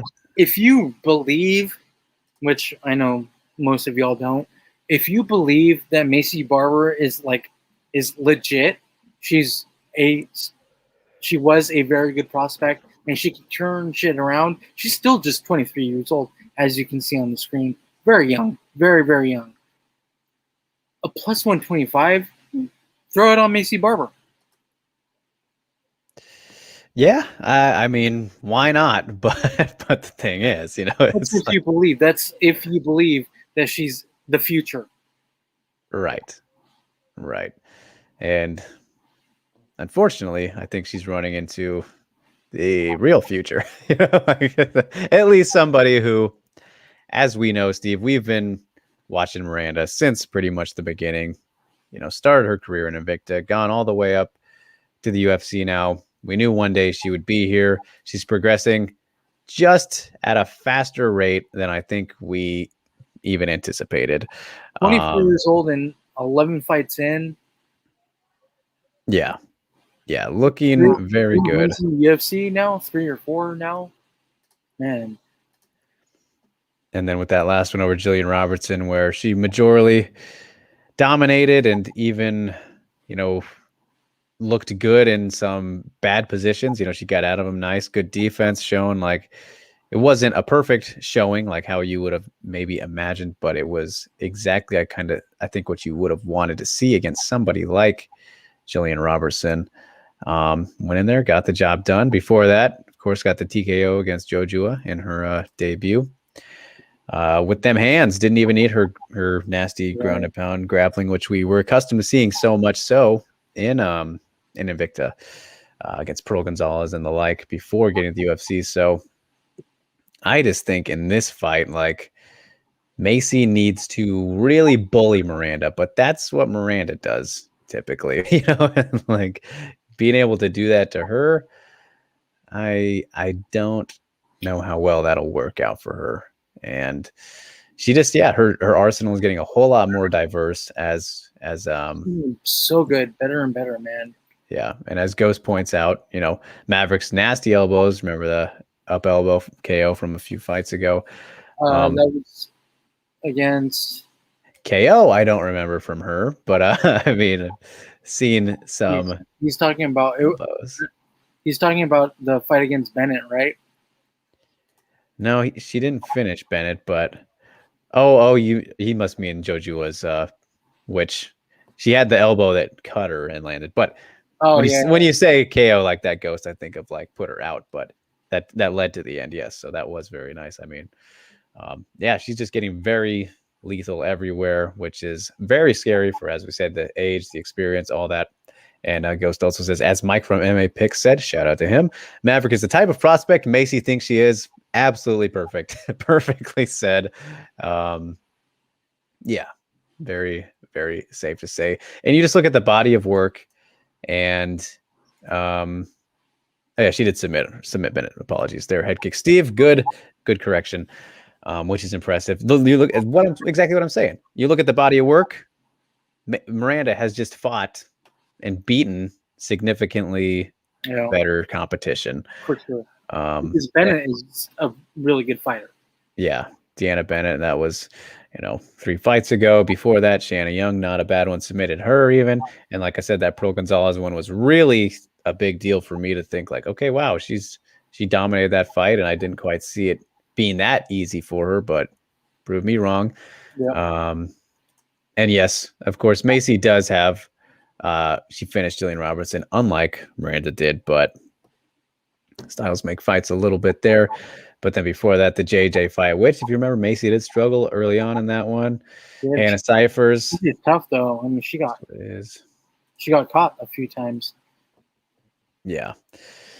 Yeah, definitely. So you just having watched Miranda from the beginning, like her progression has just been so natural, and she's just peaking at a good, not even peaking. She's not going to be there for a while probably, which is scary. And, of course, Macy, as Steve said, still has plenty of time to, make her improvements as well. Not going to be the youngest champ ever as she hoped, but. And even if Barber did beat Maverick, the same would go for Maverick.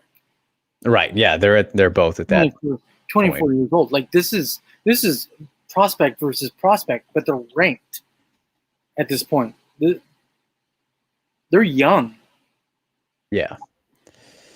Still very good prospects. Yeah, indeed. But overall, I think that Maverick has a lot more ways to win. She's very well-rounded, very strong in all areas.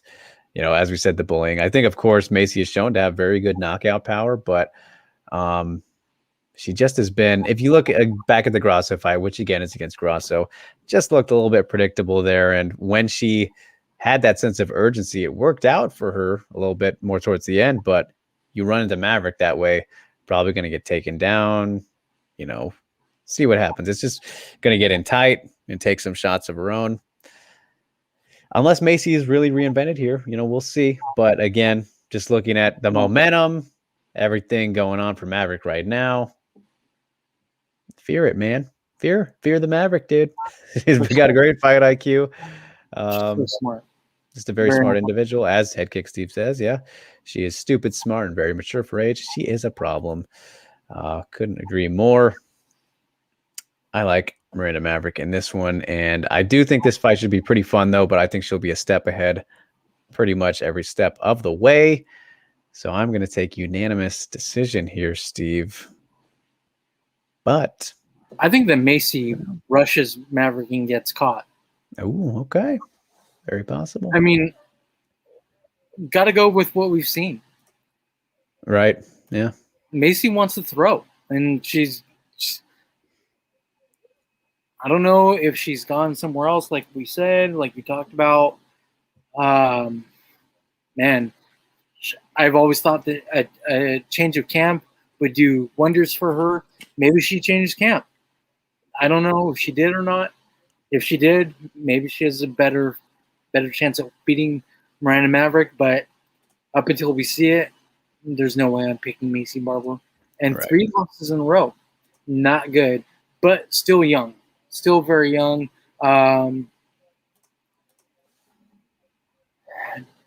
I've seen people are asking if she's going to get cut. I don't think that the UFC is going to cut her. There's no way. Yeah, and we've been discussing that ever since the Grasso loss, right? Like, I think she would need 4 in a row, and maybe even more. Maybe the 4th one would have to be a very bad one, because, like, look at with Paige, they didn't even cut Paige, right? It was just the end of her contract. They never even released hers, so could be different in this case where they see more promise in Macy, which I think that is there. There is more potential in her than there was with Paige, but For sure. I don't know. That just seems like, what if she goes to Bellator, like 1 or you name it, wherever? Wouldn't be terrible. Would not be terrible. And they'd hang on to her. So with all the time left that she can still get better, it's kind of like that's a humbling thing. Right. We'll see how, talking about humbling, we'll see how she bounces back after 2 fights, 2 losses, and a very bad one that wrecked her, like put her in deep shit, injured her, and everything against Roxy. Yeah, exactly. So I think we're both going Maverick, right? You're going decision. I'm going probably decision. I wouldn't be surprised if Macy tries to blitz and Maverick catches her, though. Yeah. He takes her to the ground and finishes her on the ground. Wouldn't be surprised. But I'll go Maverick. Decision. Yeah. Can't wait to find out. Wouldn't be surprised, though. I'll say, wouldn't be surprised if Macy Barber wins. Mm-hmm. Yeah, this one will be very telling for her at this stage. So, yeah, we will find out. I've always seen her as a very good prospect, right? Like, it's weird. Like, what has happened to her? Well, they rushed her. We know that she was a fantastic case of UFC getting a little too excited. So, well, look, they also were not expecting that Roxanne Modafferi thing either. What happened with Roxy? Nobody was expecting that. You and I didn't say shit about what happened in that I thought Roxy would win. I notoriously put that out. We did not think like that, though. Right. Well, yeah, partially injury related, but a legitimate win. It was a legitimate win. But still, we'll see. See how she does against Fear the Maverick. But Steve, in the co-main event, as you alluded to earlier, bantamweights. Aspen Ladd, the return finally. Oh. But against Macy Kizun, like this, another one that hurts my heart. I don't want either of these girls to lose. Yeah. Bummer. A bummer for somebody. A bummer for Steve. So, Aspen Ladd is back against Macy. And odds aren't too crazy on this one. Minus 170 for Aspen Ladd to the plus 140 slight underdog for the Dallas, Texas, representing Chason. I don't know. I think the odds are Aspen Ladd is ranked number 3, while Macy's number 9. Yeah. So they're giving Macy some love there with the odds. It's a slight underdog. It's not much. Right. I think they're taking into account the layoff for Ladd. Yeah. Very fair. And the thing about this fight entirely for me is that it's essentially striker versus grappler. In terms of the sense that if it stays on the feet, very much favors Macy on the ground. She's underrated on the ground. Yeah, she looked better in that last one, definitely, against Marion Renault. And then, before that, looked very good against Shanna Young on short notice for Shanna, that is. But Aspen Ladd, as we've seen, pretty dominant when she gets on top of you. Was able to finish Yana her last time out, which very impressive to see Yana beat like that. And, she's been smashing everybody. Smashed Tanya Evinger. That was crazy. Lena Landsberg before that. Had that Sarge rematch, which was very, very fun and actually showed off some pretty good striking, but, I think was on the losing end of the striking, but won that fight with her wrestling. So it's just like we haven't really seen anybody stop Ladd's wrestling yet, right, Steve? I mean, her loss was getting starched against Jermaine, which happens. So, I mean, Macy, I think, can do the same thing just based off of sheer power. Is a very powerful bantamweight and has similar length to Jermaine. I mean, she's 5'11", and good reach as well. Aspen Ladd is kind of, on the shorter side in terms of short for a bantamweight. Yeah. but She's small obviously for bantamweight, but she's physically very thick. Yeah. yeah, strong. She's like an ox. Yeah. So that's where the wrestling comes into play. So Right. for me, I think if she avoids the shots from Macy and gets inside on her, she should be able to win just fine here. And we'll see again how she comes back after the layoff. It was a torn ACL, right? That kept her out for almost 2 years now. Yeah, so long. Oh, It has felt like a while. Was supposed to have that Holly Holm fight, but now here we are. And I think that Macy should be very aware of what will be coming her way. And if you just look at the similar matchup in terms of physicality that GDR presented with, which was only 16 seconds again, like I said, but somebody who can land on Aspen, who has been susceptible to strikes against those rangier opponents when on the feet. Jermaine Durandamy is the big one. Durandamy, Yana was able to land some whenever they were on the feet, right? Which wasn't very much in that fight, but the feet, people have had brief successes there. So it just comes down to if she can get her down for me and get inside that range, and it's gonna happen.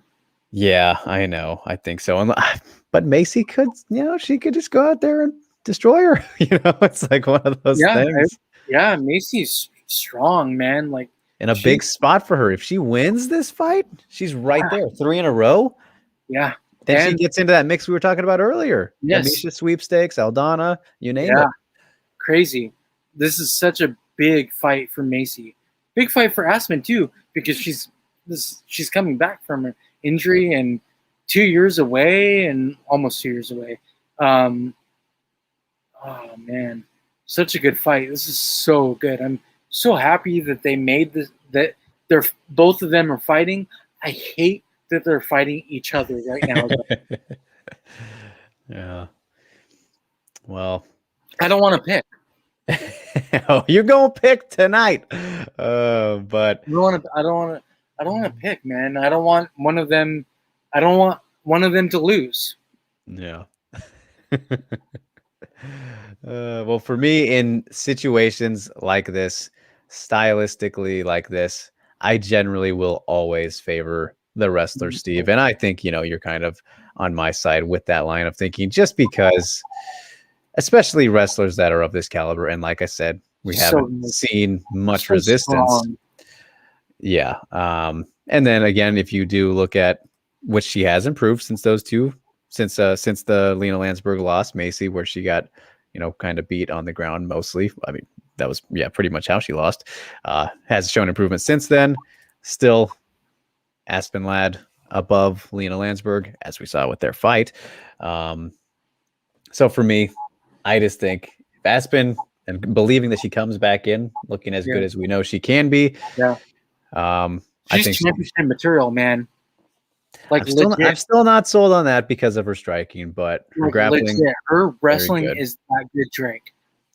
Her wrestling is that good. She's fucking unbearable, man. Like, once she gets you locked up, you're done. Like, we think about Khabib, obviously, Tatiana Suarez. Aspen Ladd is up there. Once she gets you locked up, once she has you, fucking, you're done, dude. You're done. See, I'm not sold on that, but I agree to an extent.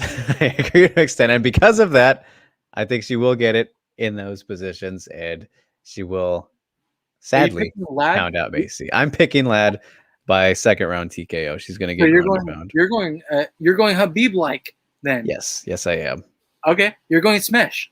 I'm going smash in this one. I'm going to believe in her coming back just fine, but we'll see. We'll see. You gotta do it. And good night, Headkick Steve. Thanks for tuning in, buddy. Thank you. He was not waiting for my pick either. What a bastard! I know. How dare you? Going to bed early when you have to get up at like 2 o'clock in the morning to go to work.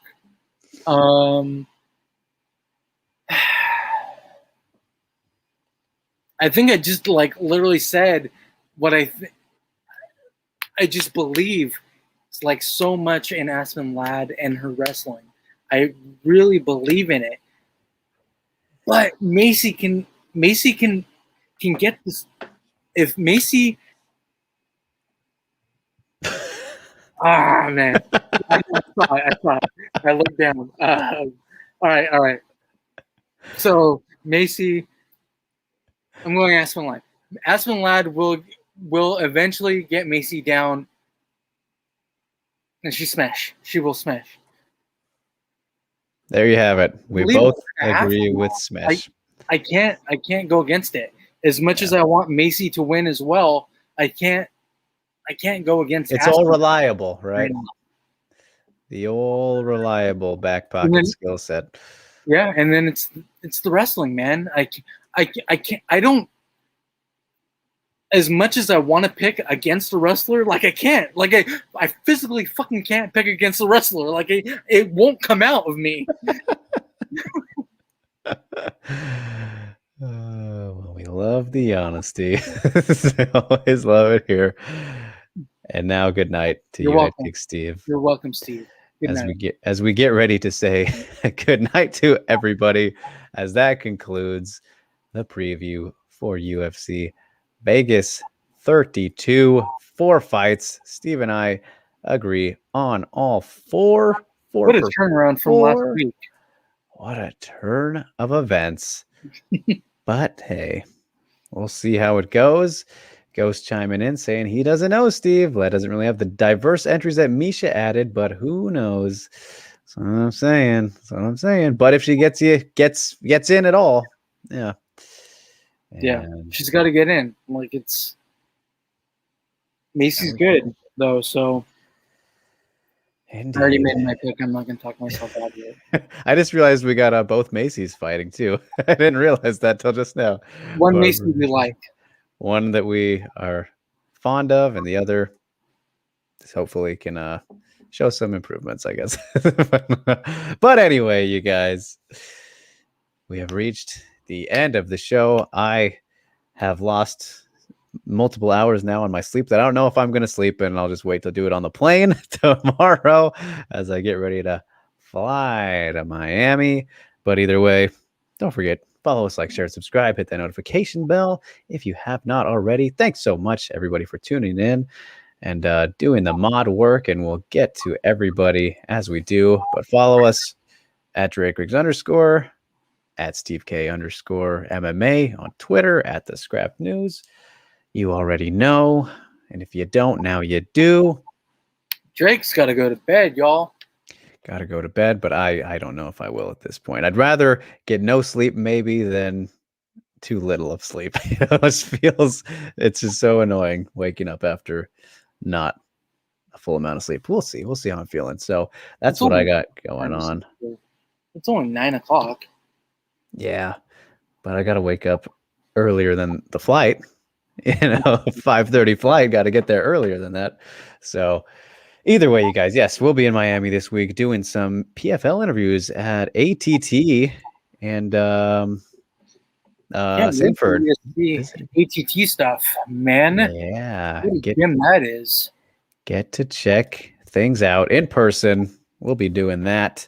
That's like the Taj Mahal of MMA. Oh yeah, it'll be good fun. Get to speak with Judo Kayla. Rory will be down there. Gonna be we'll have all that for you guys. MiamiNews.com, on my YouTube channel, Drake Riggs, all that fun stuff. Stay tuned for that. And then working on plenty of others. And yeah, that's pretty much all I got going on this week. So, well, that's a lot. Will be a good time. So, Steve, what about you? MMA Inc. There's 2 of them that are coming out eventually. I know. All right. But I gotta drop them at some point, right? Get them out. Get them on out. But yeah, agreed, Jimmy. Not too bad on the racial nonsense today. Only one person, which I didn't even bother reading. I'm assuming. Yeah, presumably the same one. But hey, putting you guys to duty. Appreciate you helping out. That is exactly why we picked out the mods last week. We trust your guys' judgment. That's why we chose you. And not that we don't trust everybody's judgment, but again, like I said, only pick a small amount. And hopefully we don't need any more than that. Keep the community nice and clean, nice and friendly, no nonsense. Like I said, didn't even read it, Jimmy. I didn't even read what they ended up saying because I know that you guys will take care of it. So I appreciate it so much. So on that note, Steve, let's get out of here. Yeah. So everybody, thank you for showing up on a weekly basis. There is no Drake and I without you. Corny, but it's true. So thank you to whomever watches without talking to us on the chat, or who watches the recorded part. Special thank you to everybody who does show up and chats with us: MMA Steve, Ghost Phantom, Rain, James, Jimmy, Chuck,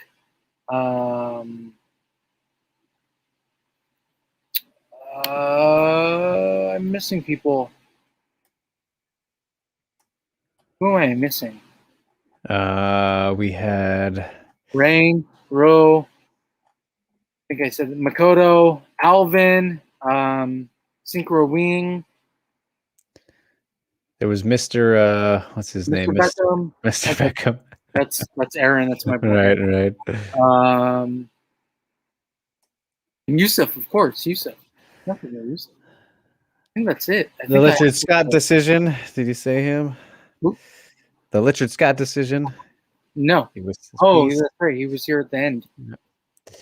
Good to see you, sir. All right. So, yeah. Until next week. Have a great week, y'all. Deuces. Stay safe. Have fun watching fights. All that shit. Goodbye.